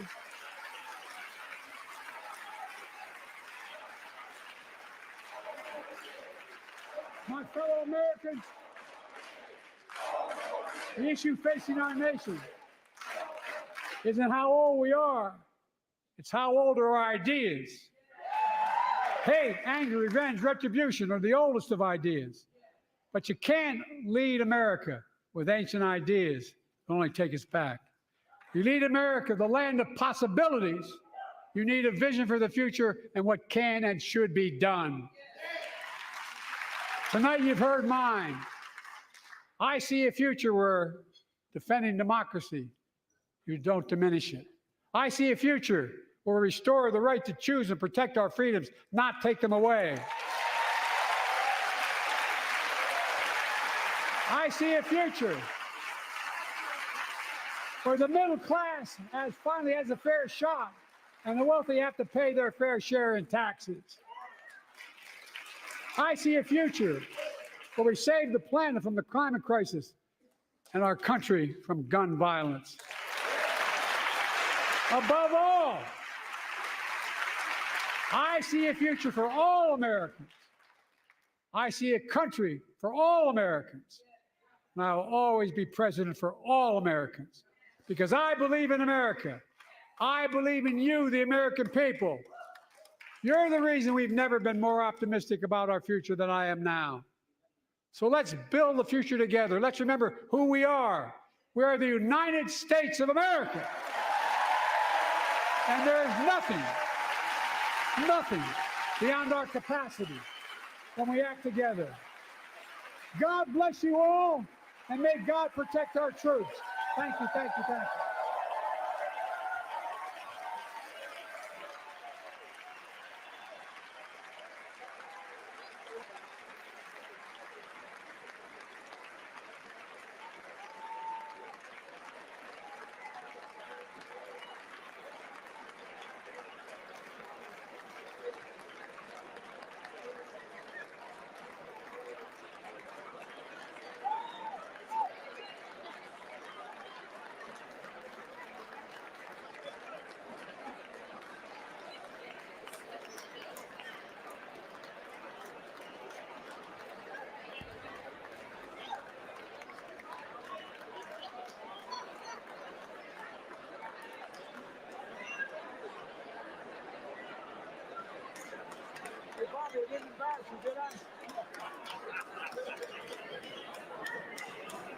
Mr. President, was working there.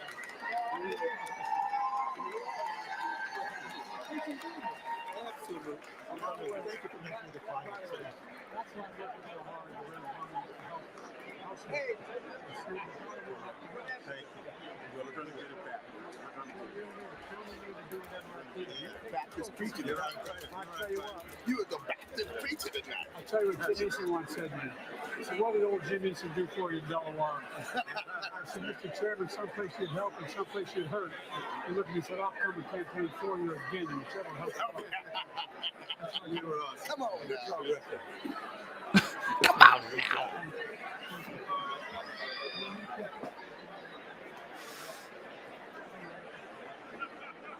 Good job. Great job. Great job. Great job. Be lively. That was a sermon today. Good to see you. Thanks. Great job. Good to see you. Thanks. Great job. Thank you. You're not good. I look forward. Great work. You know, there's no team strength. Great job, Mr. President.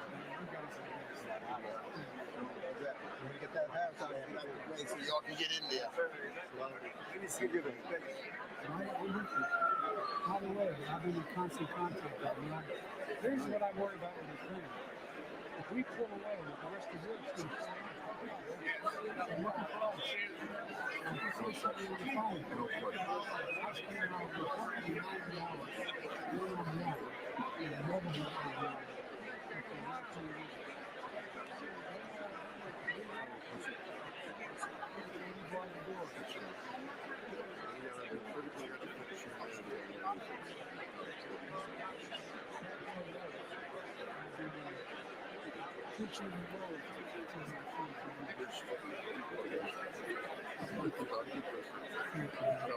We're going to get a deal done on the train.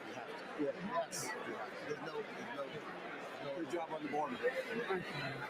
Thank you. You give me accountability. Oh yeah, I'm sticking with it. No, I really mean. No, really.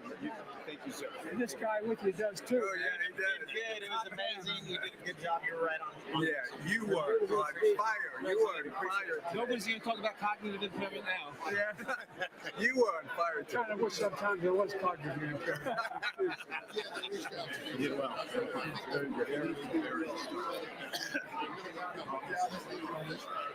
You're working real hard.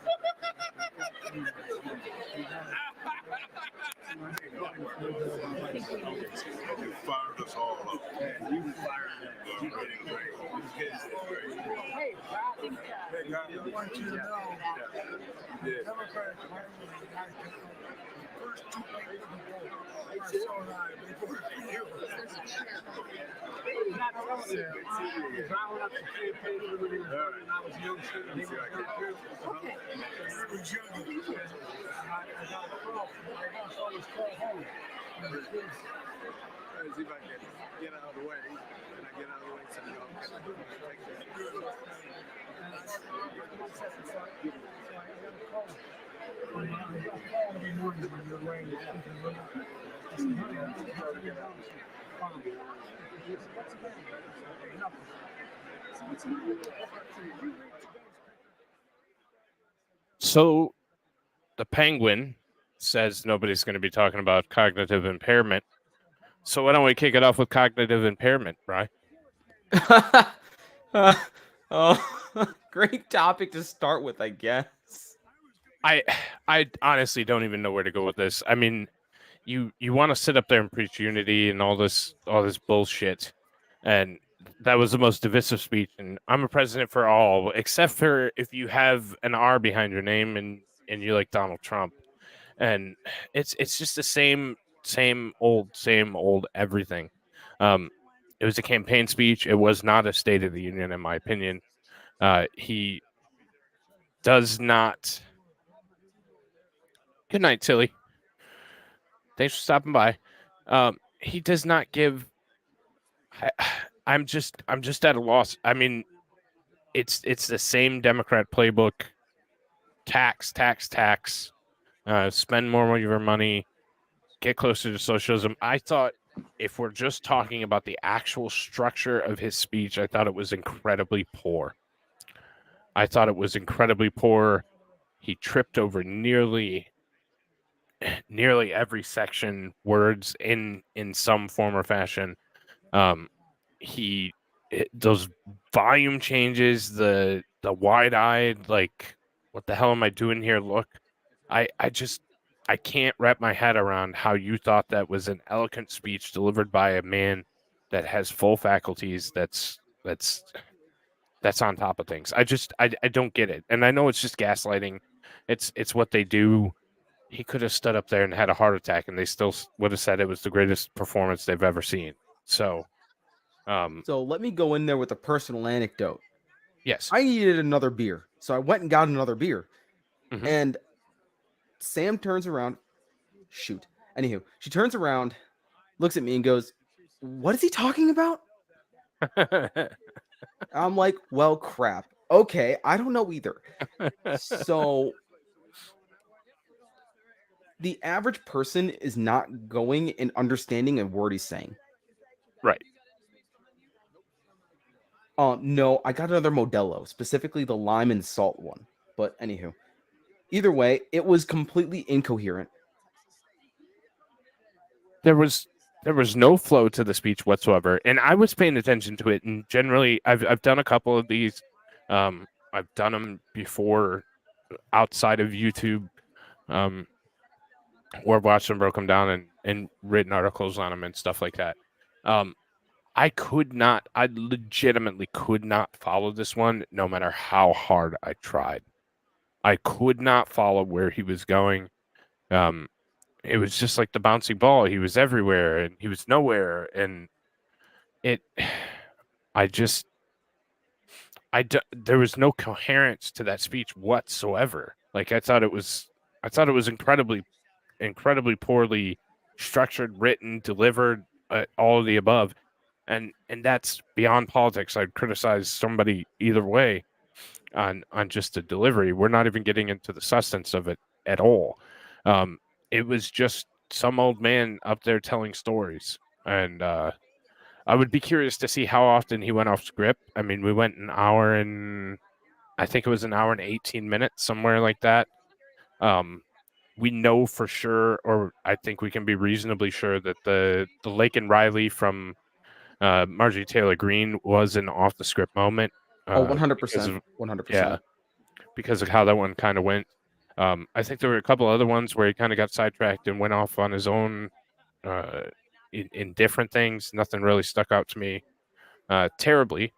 We're gonna start. So getting into it. What the hell was he talking about when he was talking about bombing Gaza. I legitimately lost my mind when he said that. So he said something about putting. Oh, that was before he said about putting in the new dock or whatever the heck he said he was putting in. Correct. So that was before that. I was like, is he gonna? Are we what? So I could not understand a single thing because that just was so illogical that my brain broke. It was. I mean, it broke the Joint Chiefs too. They showed the Joint Chiefs right after, and they were like, "Oh, what the hell are you talking about, Joe?" So, Right, all of his generals were still flabbergasted.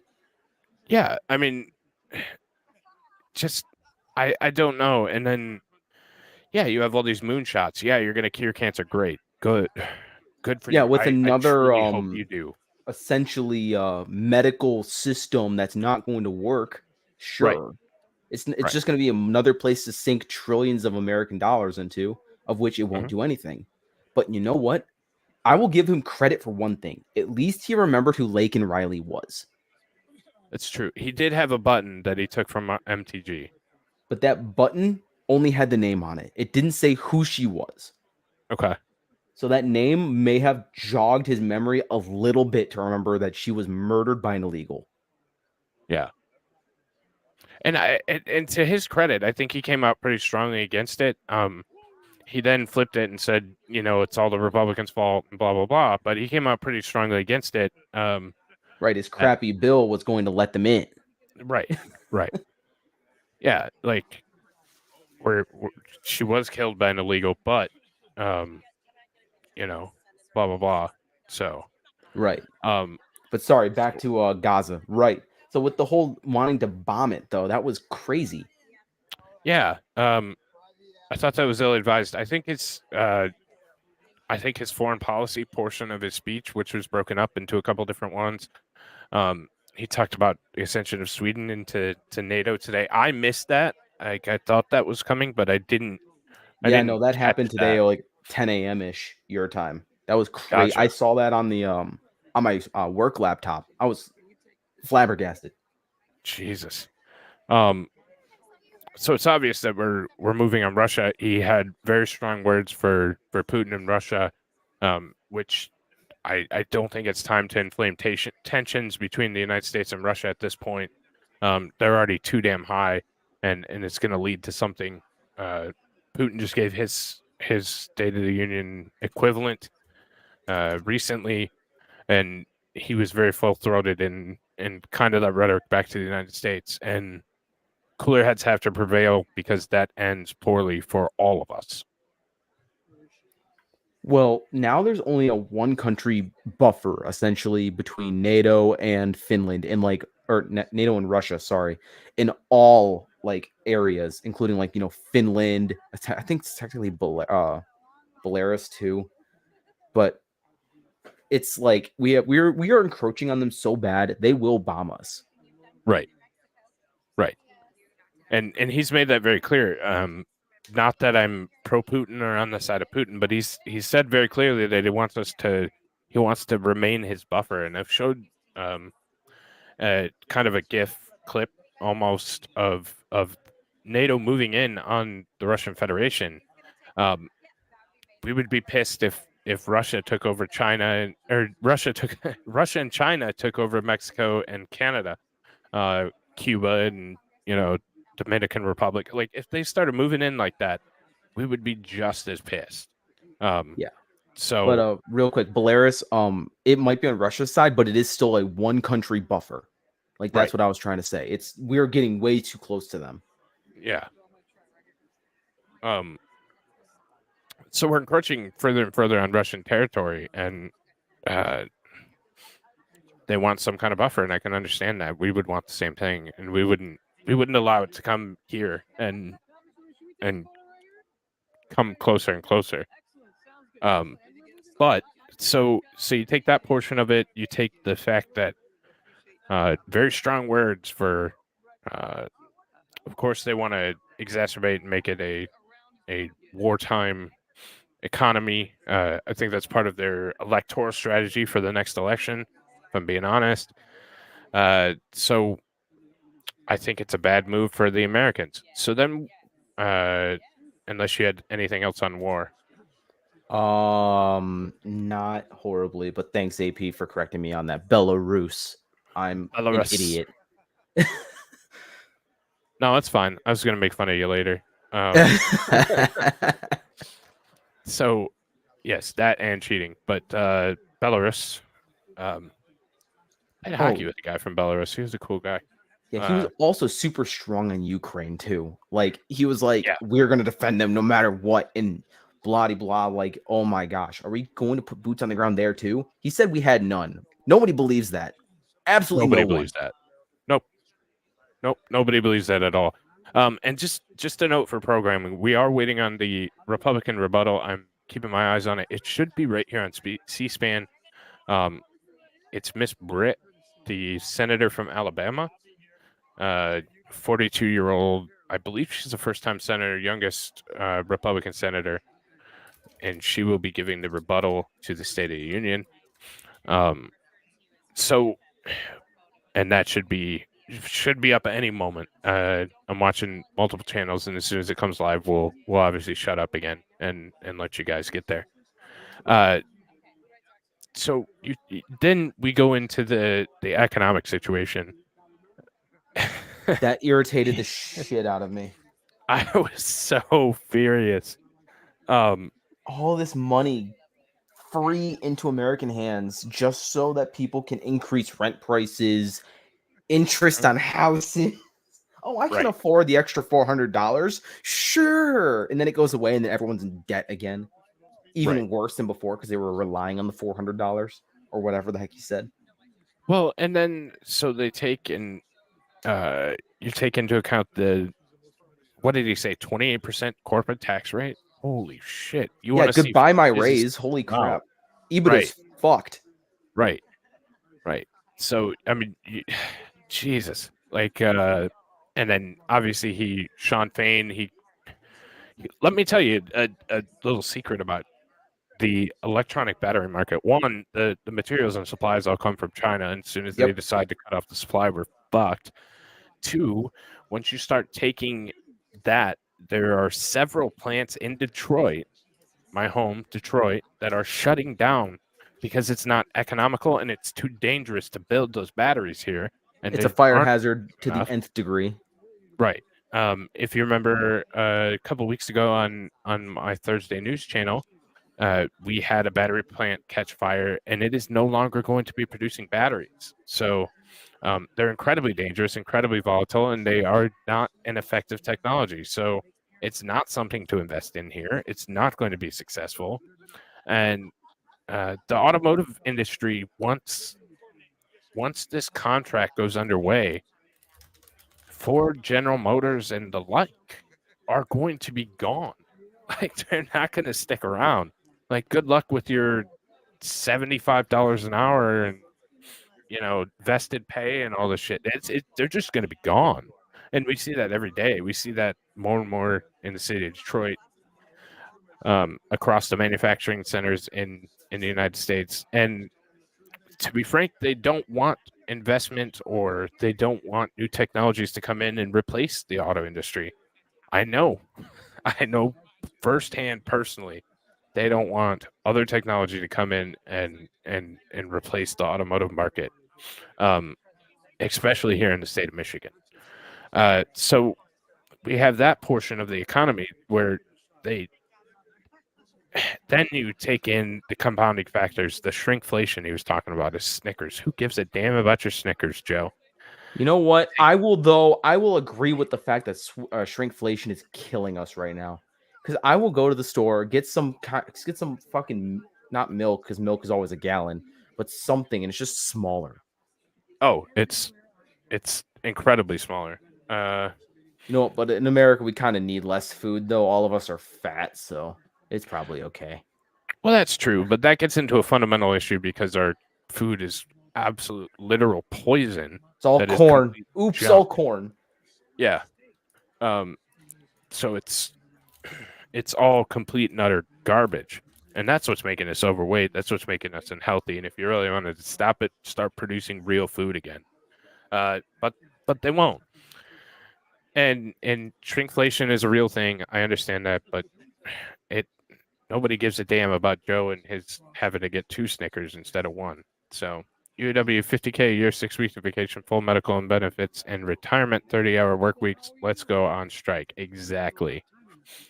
I said from the beginning of that strike, went down and covered it, tried to see Potato Joe down there. He did not show up where he said he was going to. I contend he didn't show up at all. That's a conspiracy theory. Because I was literally on the ground. Like I saw the plane land, I saw the beast leave, and he did not go there. But that's for a different story, different time. So you take into these things, and I said it was a mistake for the UW to strike. They should have been happy with what they have in the current process. But then you take into account the inflation. Inflation is killing American middle Yeah, class. this 3% inflation is bullshit.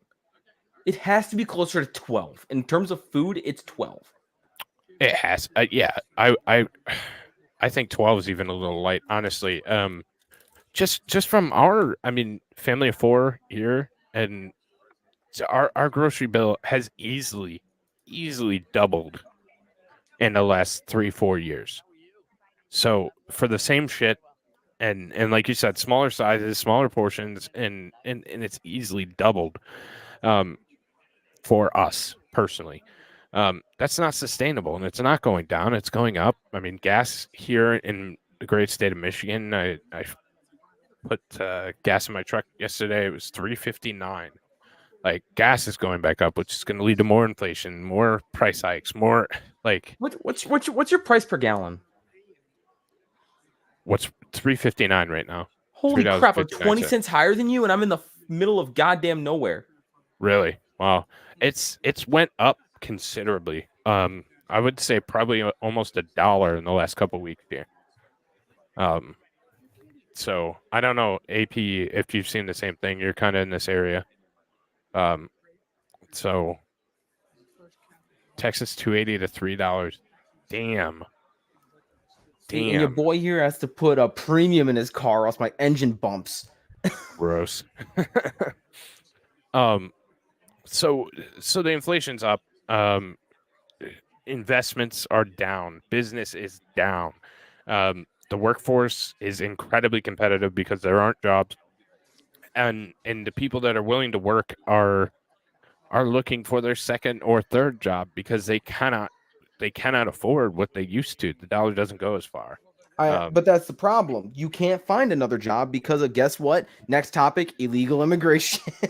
Exactly. Real quick before we get there, Digger, my groceries have gone from $150 a month to at least $300 a month. I get way less. Had to start on survival supplies just to make payday. Yes, exactly.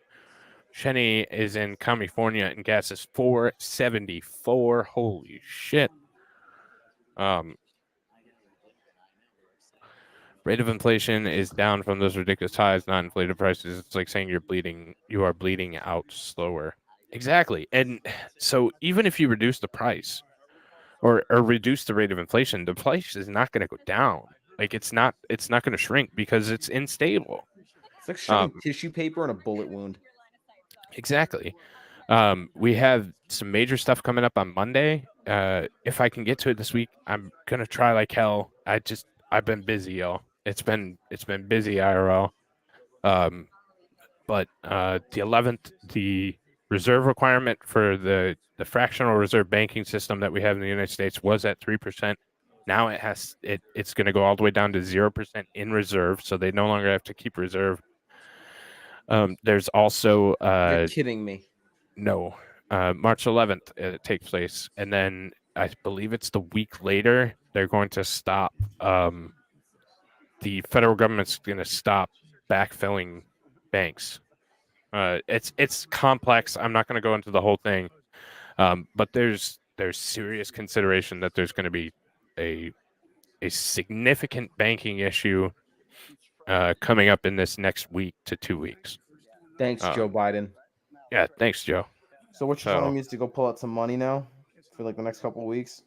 If you can get any, my my specific financial institution no longer lets you pull out more than $500 cash or transfer any to a digital marketplace like a Cash App or a Zelle. I'm So, gonna go pull out some money. not suggesting that we go on a massive bank run because then we'll collapse it quicker. Or am I? Go pull it all. We Fuck did not provide financial advice, but maybe Absolutely. some survival suggestions.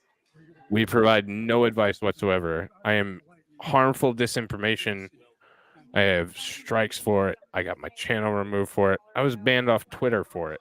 I am harmful misinformation. Don't take anything that I say truthfully. Disinformation, because you Right. have to be Yes. disinformation in order for you to be misinformation is just being slightly wrong. Fine. Right. But Harmful no, disinformation. you're Yeah. evil. See, You're I can't even. disinformation. Right. I'm that fucked. Uh, Thanks, Digger. Thanks, Digger. Sorry, I'm just listening in the background. Oh, they're closing the chamber, so adjourning the joint session of Congress. Change coin shortage is wild right now. Yes, it is. We're about to go through that again as well. So let's get back to that illegal immigration because I said it was going to be a one chat detour, and it ended up being what 40 minutes longer True. than Biden's speech. True. So immigration. Bad. Obviously, immigration is a major issue. It's a major issue that at some point I feel like the American people are going to have to rectify through something like a militia that's enshrined in our Constitution. Funny. I don't know. There's no way to even begin until you're going to shut down the border. And I think this administration, I think they're doing this on purpose at this point. You cannot be that inept and you cannot stand up there and gaslight that hard and be that wrong on an issue as they are on immigration. So I think this is being done by design. There's some reports, again, not going to go out on a limb with these or even verify them.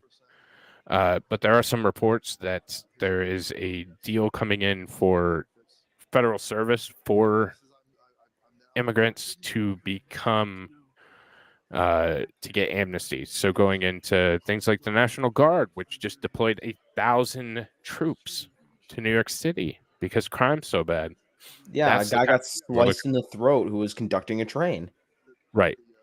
So, you know, so that's one of the things that we've been hearing is that there would be kind of a deputization of the illegal immigrants, and asylum for service would be the change. You know what? Have you ever seen the movie Starship Troopers? Starship motherfucking Troopers. No, but I did meet Neil Patrick Harris. Service And guarantees his citizenship. husband. That's essentially what they're building off from. Yeah. If they serve 5 years, fine. Let's send them to war and see what happens. But you're not. You're going to be used here domestically, and you're going to be under control of the government. Well, here's the to problem. an unbelievable degree. Illegal immigrants should never be given guns on U.S. soil, such as Exactly. the Chicago cop who was an illegal immigrant Mhm. who is now a police officer. Right. But I mean, if they go to, I don't know, Ukraine, let them. Right. Let Right. them. Right. Sorry, that was a complete tangent. My bad. No, you're totally fine. Jiminy, no, they are not closing the border. No, so the law or the bill that they proposed would essentially give the Secretary of State, Secretary of Homeland Security, Mayorkas, whatever the heck Mayorkas is, it would give Mayorkas the DHS. ability, Yep. thank you, to essentially close it whenever the heck he wants, if he does anyway. So he never would, and it would essentially cauterize the ability to just have it open indefinitely. Yep. It's so you take something like immigration that obviously is destroying this country. I am all for legal immigration. I'm all for doing it the right way. I think the process of becoming a U.S. citizen is heavily broken, unbelievably broken, and I will give you that. But I don't think that changing it in this way, changing it so it's wide open and porous. We're seeing military-age men crossing the border in alarming rates. There's a report that there were upwards of 80,000 people that are on significant watch lists for terror and other criminal organizations that they know that are now in the United States. Hell, So take it's 70% of the minors and call them over the age of 17 or 18 or whatever the heck it is. Yeah. There are 20-something-year-old men coming in as 17-year-olds saying, "Yep, I'm a minor." Mm-hmm. Mm-hmm. And they're getting shipped out to all your cities. Yep. So, I think immigration's the biggest threat to our nation right now. I think that wide open border with just the droves of illegal immigration, we are full. We cannot accept it. We cannot continue to pay for it.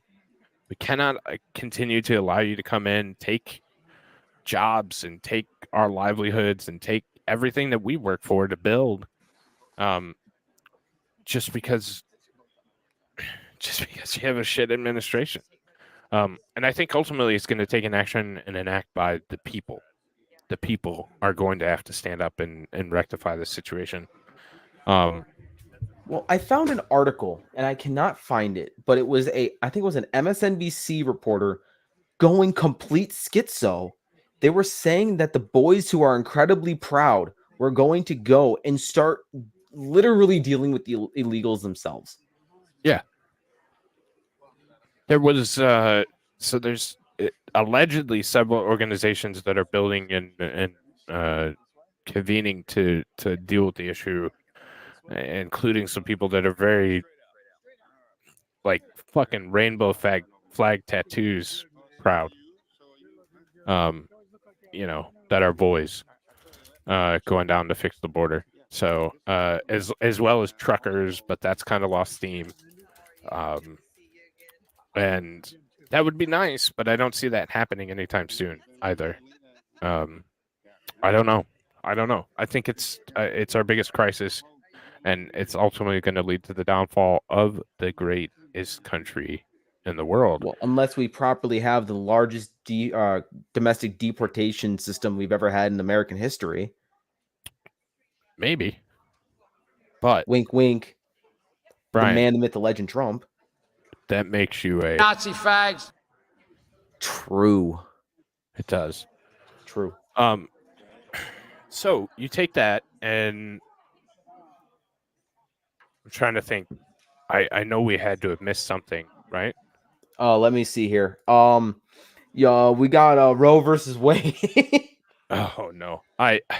As a Republican, I don't touch Roe versus Wade. I don't. I do have a abortion. small question for you though Mhm. about that specifically. In vitro. How do you what do you think about that? Because I know a lot, like, so with in vitro, right? It's once the two parts connect, that means life, right? Some people Mhm. don't think that. They think 9 weeks or whatever the heck it is heartbeat. Do you Mhm. think that banning in vitro is going too far or no?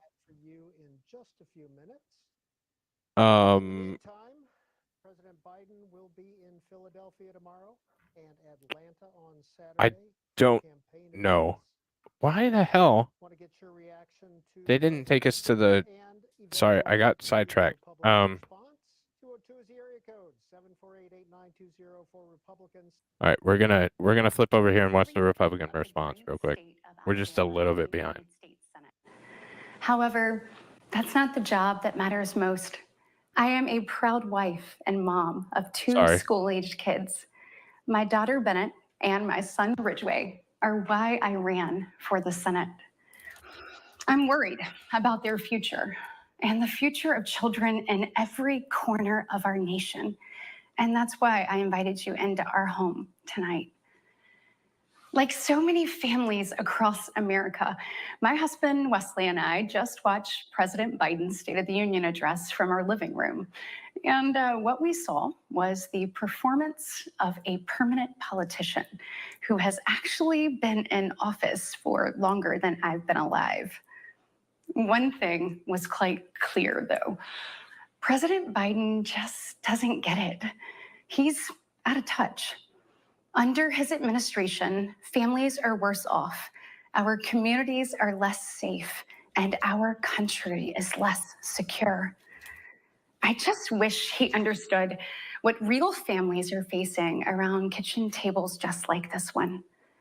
You know, this is where our family has tough conversations. It's where we make hard decisions.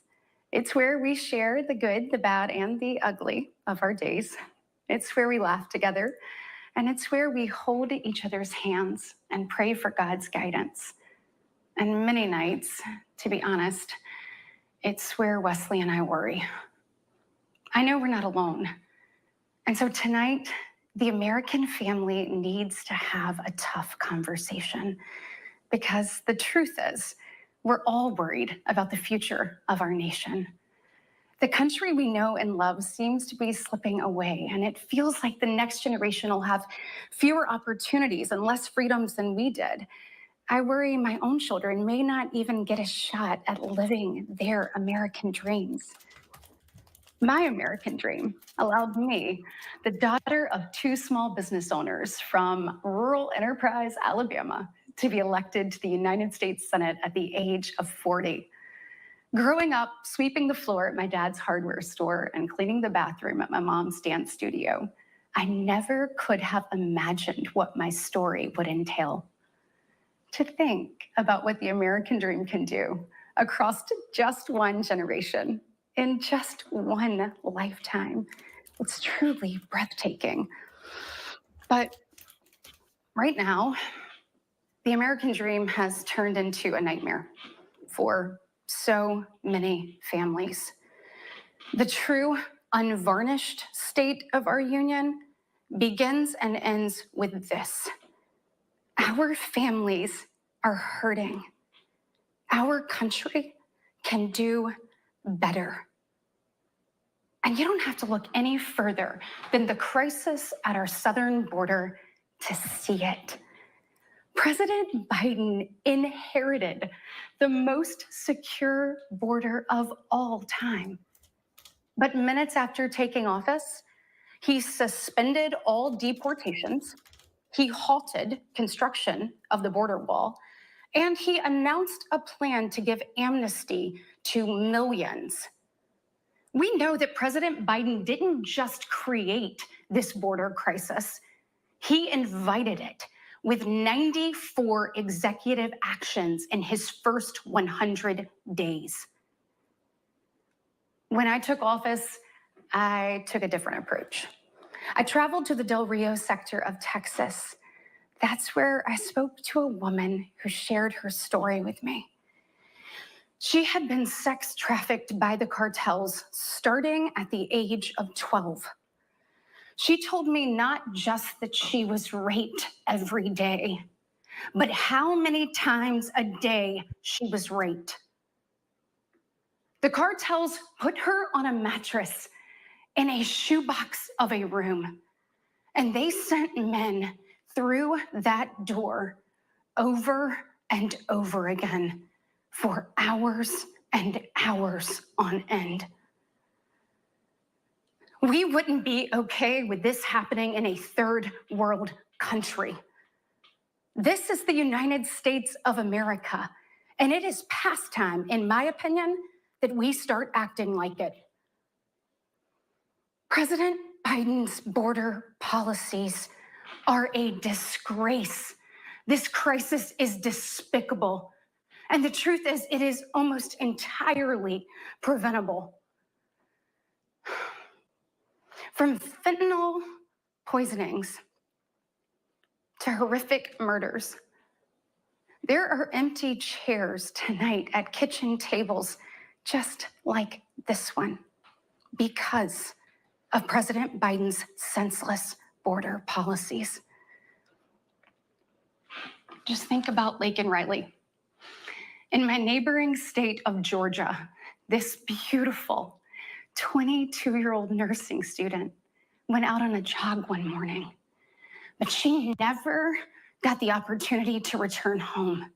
She was brutally murdered by one of the millions of illegal border crossers President Biden chose to release into our homeland. Y'all, as a mom, I can't quit thinking about this. I mean, this could have been my daughter. This could have been yours. And tonight, President Biden finally said her name. But he refused to take responsibility for his own actions. Mr. President, enough is enough. Innocent Americans are dying, and you only have yourself to blame. Fulfill your oath of office, reverse your policies, end this crisis, and stop the suffering. Sadly, we know that President Biden's failures don't stop there. His reckless spending dug our economy into a hole and sent the cost of living through the roof. We have the worst inflation in 40 years and the highest credit card debt in our nation's history. Let that sink in. Hardworking families are struggling to make ends meet today. And with soaring mortgage rates and sky-high childcare costs, they're also struggling to how to plan for tomorrow. The American people are scraping by, while President Biden proudly proclaims that Bidenomics is working. Goodness, y'all, bless his heart, we know better. I'll never forget stopping at a gas station in Chilton County one evening. The gentleman working the counter told me that after retiring, he had to pick up a job in his 70s so that he didn't have to choose between going hungry or going without his medication. He said, I did everything right. I did everything I was told to do. I worked hard, I saved, I was responsible. He's not alone. I hear similar concerns from fellow parents, whether I am walking with my friends or whether I'm at my kids' games. But let's be honest, it's been a minute since Joe Biden pumped gas, ran a carpool, or even pushed a grocery cart. Meanwhile, the rest of us see our dollar and we know it doesn't go as far. We see it every day. And despite what he tells you, our communities are not safer.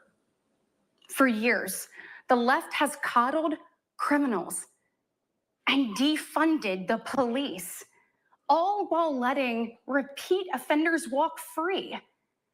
The result is tragic, but foreseeable. From our small towns to America's most iconic city streets, life is getting more and more dangerous. And unfortunately, President Biden's weakness isn't just hurting families here at home.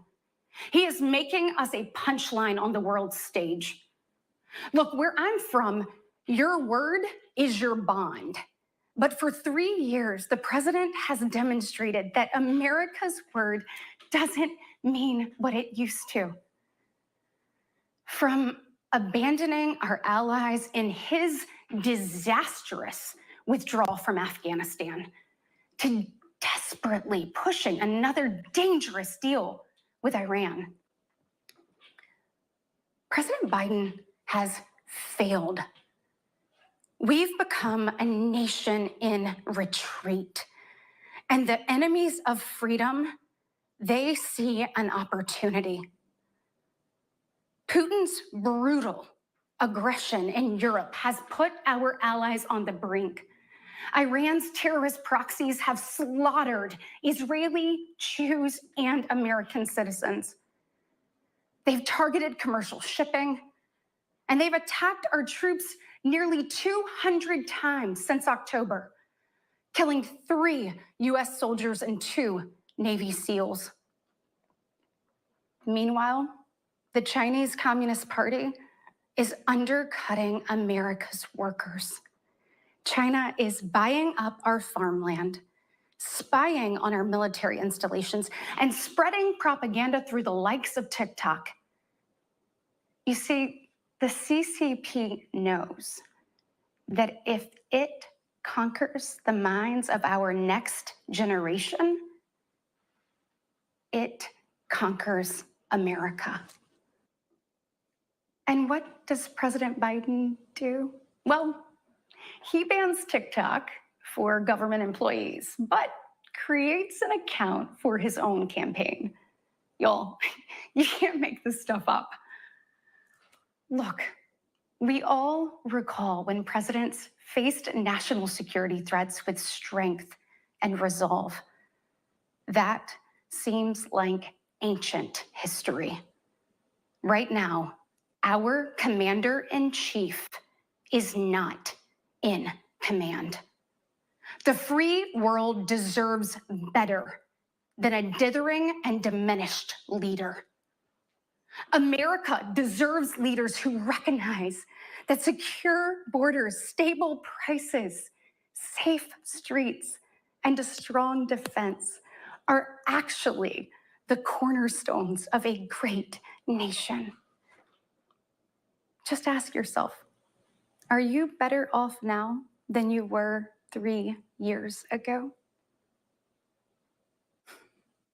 There's no doubt we're at a crossroads, and it doesn't have to be this way.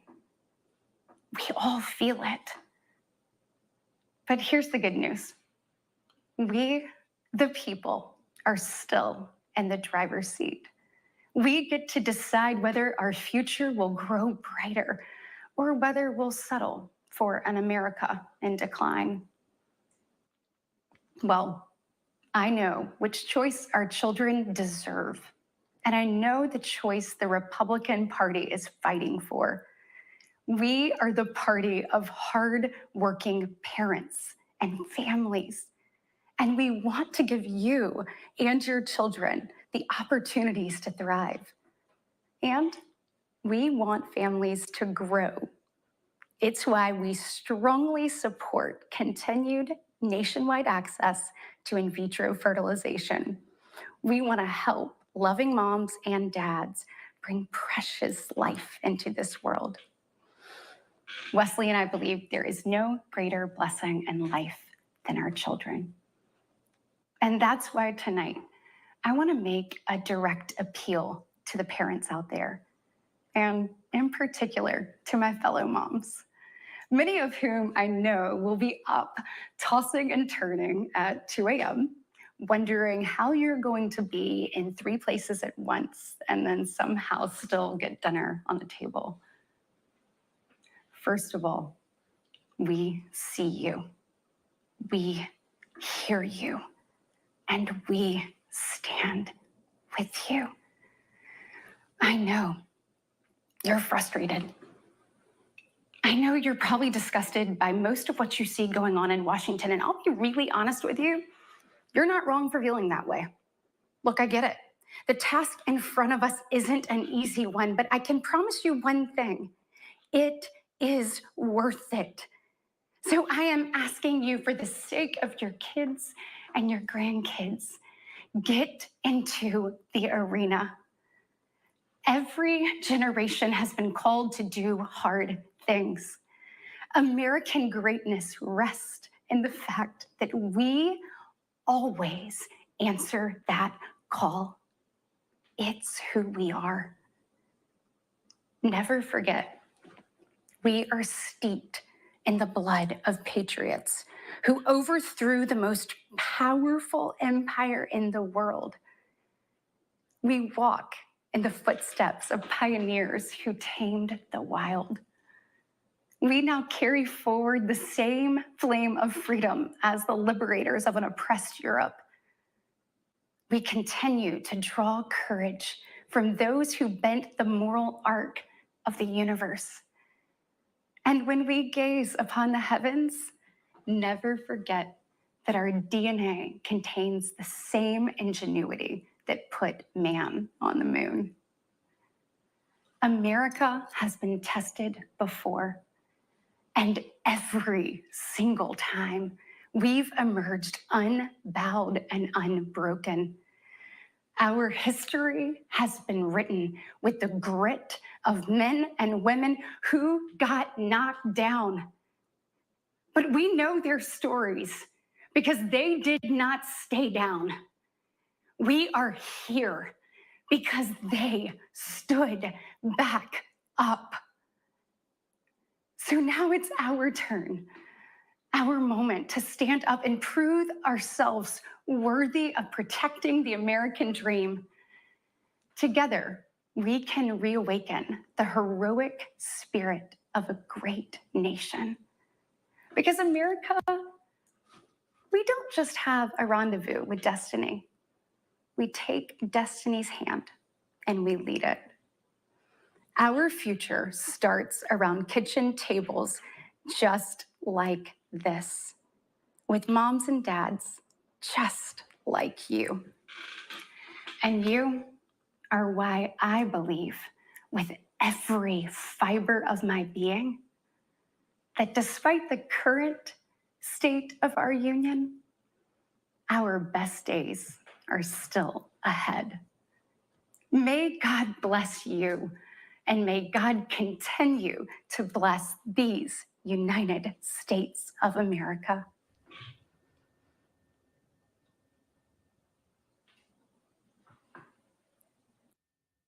Oh, thank Jesus. Okay, Oh Brian, my I'm going to take God. this one for like 3 seconds.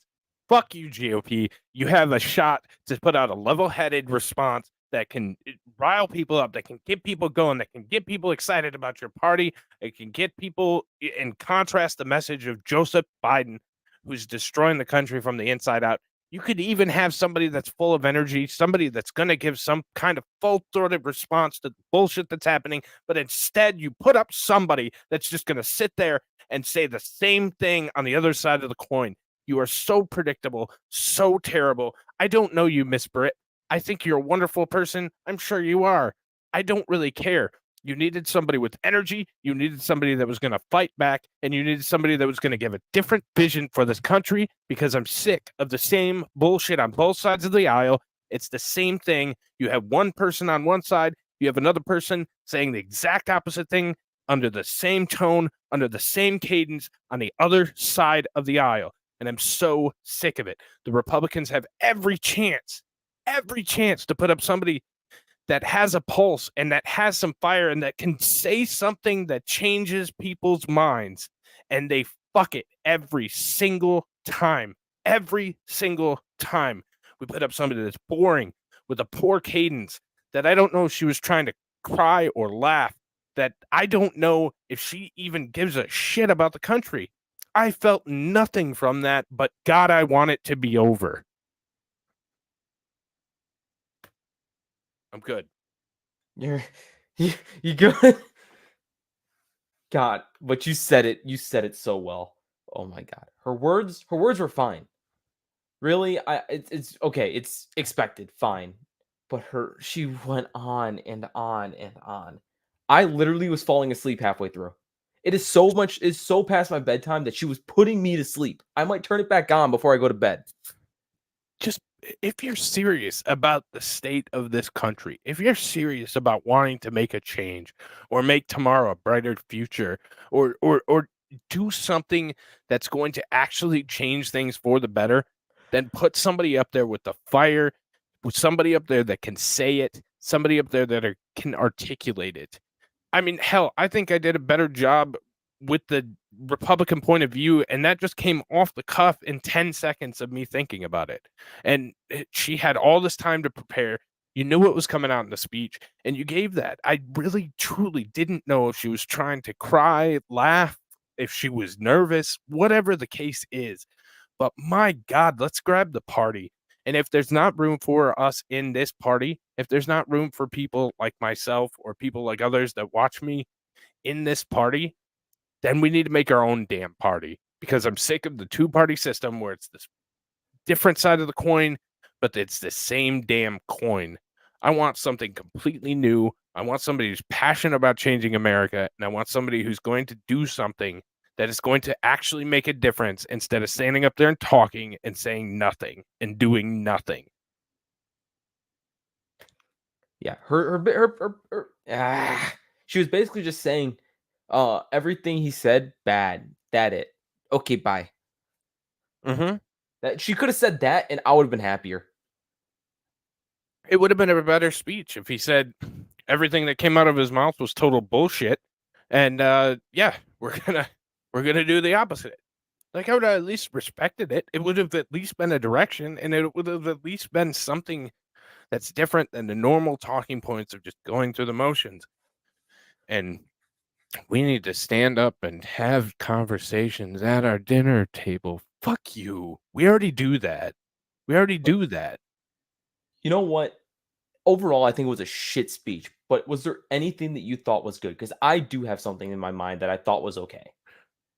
I couldn't get over the fact that it was such a painful delivery and she was not ready for the stage. That no, I didn't. There was nothing that I there was nothing that really set it out for me than any other rebuttal or any other speech. For me, it was so it kind of related back to the conversation we had where we're having right before we listened to her talk. It Mhm. was she literally took a shotgun to the IVF thing where it Mhm. was like, I think the Democrats were going to try to use that as a sword of Damocles over people's heads. Yeah. They were going to use that, but she basically said, "No, it's okay. Let's get more families because more families mean more Republicans." I I don't know. I haven't studied it well enough to have an honest opinion to answer your question on IVF. I haven't studied it enough to really. I get the concept and I get what's behind it. I haven't, and I'm not against science, and as we know, I'm not uber religious either. So I don't know. I don't know kind of where I fit in that whole system. Um, but generally, I think that making humans should be as natural of a process as possible. That's my general thought process from the beginning. Um, but beyond that, I don't know. I'm just not informed enough on the opinion.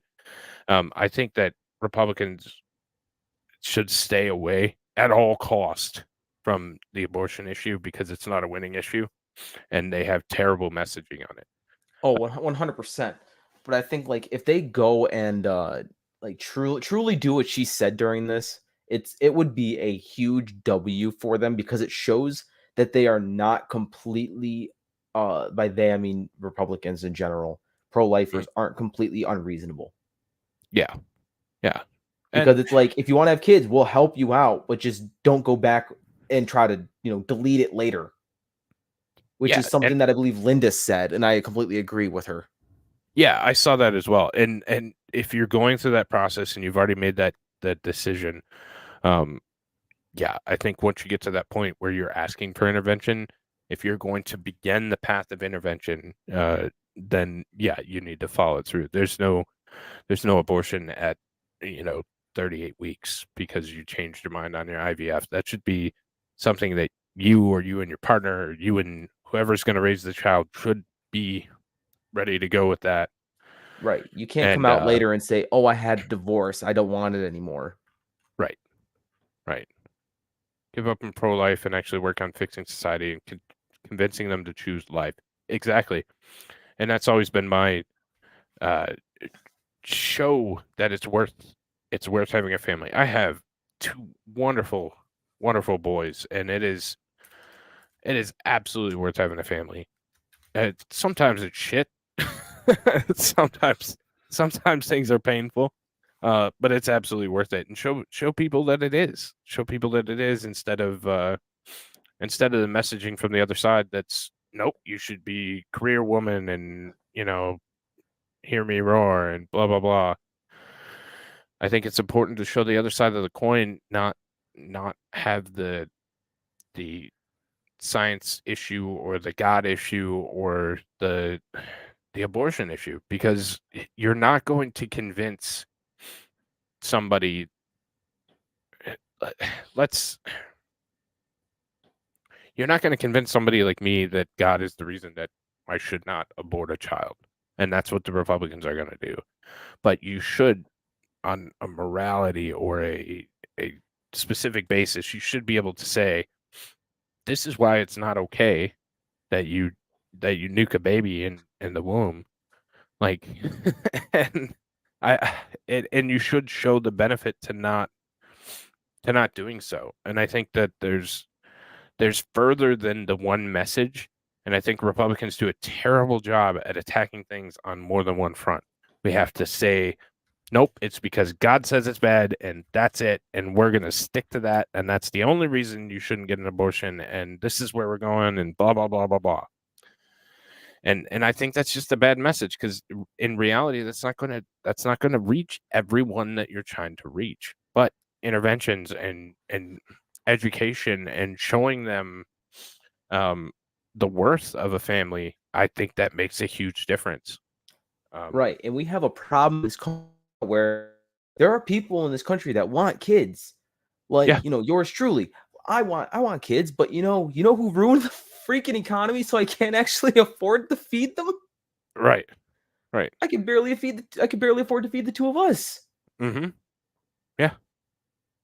And that's the whole thing. You have to make life good enough. That's why the quote greatest generation, they had 10, 12 kids, because you could sustain with 12 kids.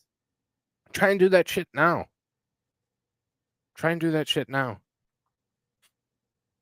$100 if you take $100. the weekend and record your own proper reply that we can blast out there. I'll do it for nothing. God, we gotta do it. We'll blast it out everywhere. I'll take the weekend. I'll put something together. Move past the God angle. It doesn't work anymore, and unfortunately, it doesn't. It's not a winning strategy for today's. You have to, and this is something that I saw at convention, this year, and it was so evident and it was so clear. You have all these old guard rhino GOP guys standing up there, and no whatsoever on how to bring in the younger generation or get younger votes, or it's just get off my lawn, guy.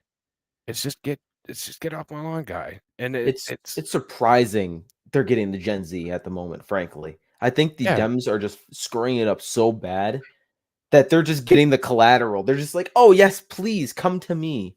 Mm-hmm.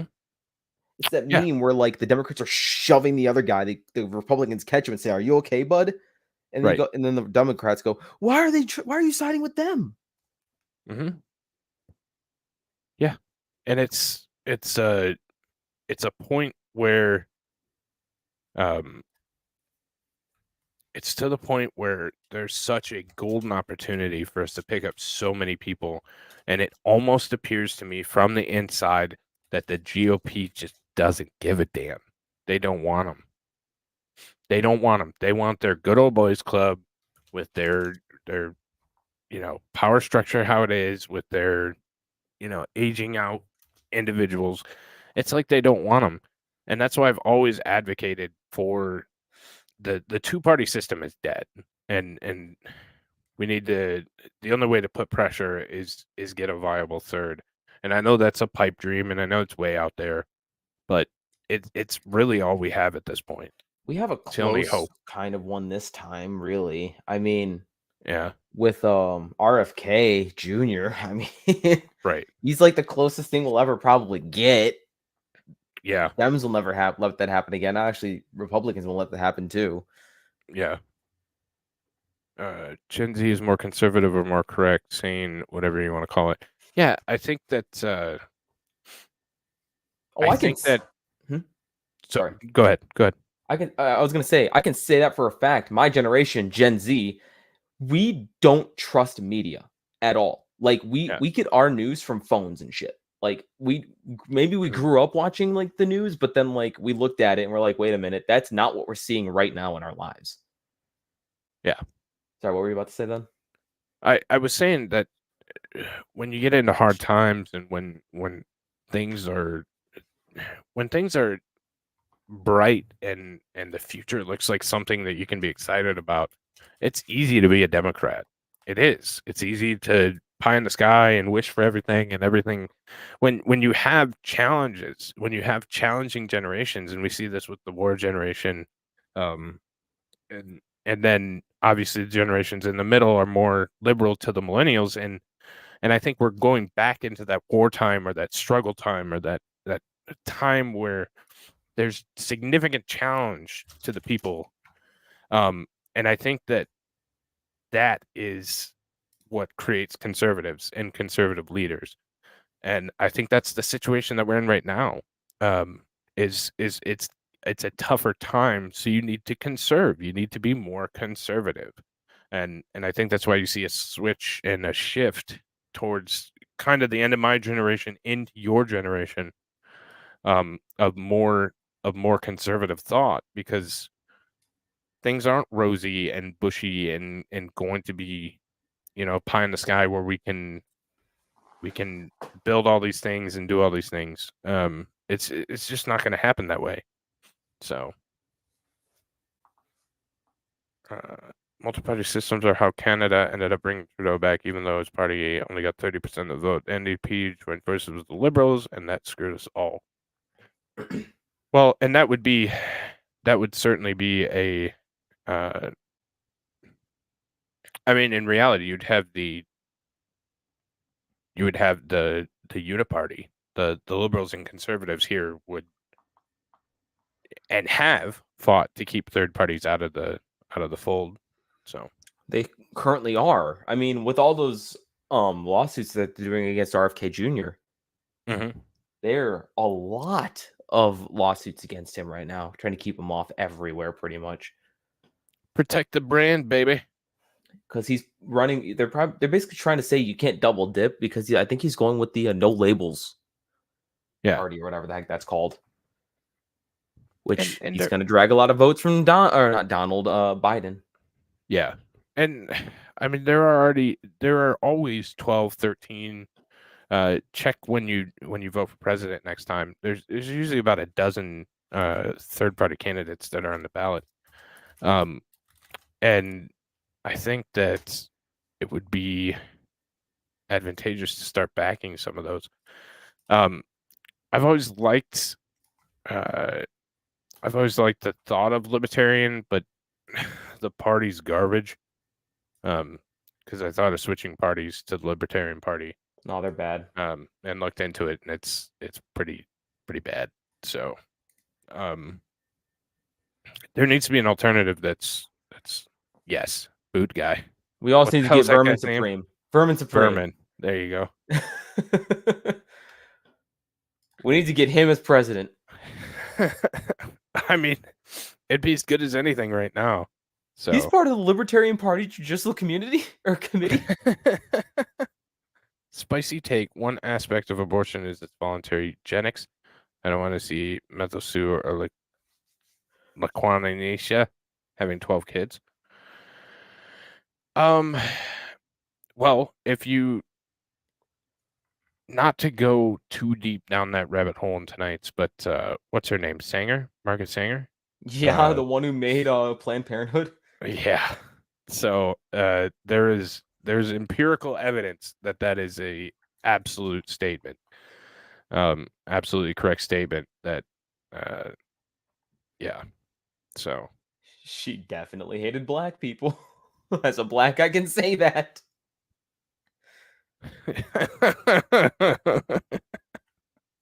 I'm gonna stay really far away from that one, especially do it. Stay 50 feet. I don't care. Like a fire hose in Alabama, I'm gonna stay really far away. Anyways, fire hydrant. Anyways, I don't know. I think that we covered most of the issues, if not all of them. I think one of the biggest takeaways is that this ruling class has become so far away from what we are, what we're looking for, or what we expect out of our politicians, out of our system, out of our government. And I think it's high time we start chipping away at it, because there might not be anything left if we don't. So, and they're going to try to offer you more money, but it's not going to work like it didn't last time. They gave us a lot of money and everything went up in price. mm-hmm. I lost more money because of that money that they gave us. Yep. Like in Michigan, there's a new tax from 2022 that I was reading about that you get like 4 times line 27. I don't remember what the hell it was, but it's about $2,000 a family. Just some random check in the mail, stimulus back from taxes, and that'll buy votes. But what it does long term is irreparable. Yeah, So inflating all that money. Yep. Who else wanted to rage vomit at the sight of Nancy Pelosi? She was very, very plump tonight. She did not look like Skeletor. I will leave that right there. The lack of stress from having to be head of the house, yeah, Speaker of the House, definitely allowed her to start eating again. Yeah, probably all that now, corn. Yeah, she can Oops, now just all start corn. focusing on her stock trading again. Oh, true. So, but in all seriousness, I think that we're in a significant situation where we need to actually do something instead of just bitch about it. Because it does not look good, and the state of our union is not admirable. It's not in the right direction, and it's not looking good unless we stand up and try and change it. So, but yeah. Who saw corn? You have something against corn? I was gonna tell a corny joke, but I'll refrain. So anyways, great on the GOP rebuttal from Katie Britt. 0% said A+, 55% said C, which I think is hella generous. Yes, and I agree. 45% failure, 100% failure, which that would have been my vote. I can't vote in my own polls, but she it said would have been mine. space. That means that you gave her an A, right? I did not give her an A. No one gave her an A. But you gave her one because she said we're going to the moon. I am not that simple, okay? Yeah, you are. Kind of, but so I am not that simple, my friend. No, I thought it was very poor. I'm sure she's a great lady. She was not ready for the speech or the prime time. So, but oh, jeez, thank you. But I think that's going to be it for our coverage of the State of the Union. Thank you so much for joining us, Brian. Do you have anything else to add, buddy?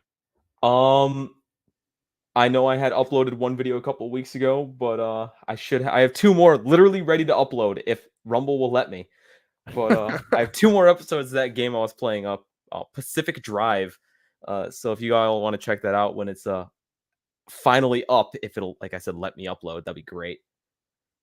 Someday. True. We did only get to the moon because of the Nazis. Werner von Braun, Operation Paperclip, absolutely. This is the first time I haven't heard Brian drop 100 F-bombs. Well, he's not in Discord. Like, if he was in Discord, it would be different. But if I was playing Fortnite, it would be very different. Exactly. So, Light Rain says, great game. You can drop your own damn link now. Well, you could anyways before. I'll figure it out later. Can you talk like the Alabama? No, I don't. JK, I don't even know what the hell that was, brother. Like, I don't. It was like a. It's supposed to you. Like Oh, thanks, Meat, for plugging my channel. I know. I do great work on the fly very quickly. I don't, JK, I would love to do an impression. I just don't know what it was. It was almost hysterical. It Right? was hysterical. I have Yeah. no idea what he said. I will slow it down and try to listen to it and figure that out because that was nuts. Yeah. It was ear poison. I was- was ready for it to be over. I don't know what's different. That or Truman on a Shabbat pressure. The message did not resonate with me at all. I did not gain anything from what that woman said. So, but yeah. So that is going to be it for us tonight. Thank you for joining us for the State of the Union from former Vice President Joseph Robinette Biden and the rebuttal from Miss Katie Britt, the Republican senator out of the great state of Alabama. That's going to be it for us tonight. Until next time, I hope everyone has a good night, and we will see you again very soon. Take care, yo.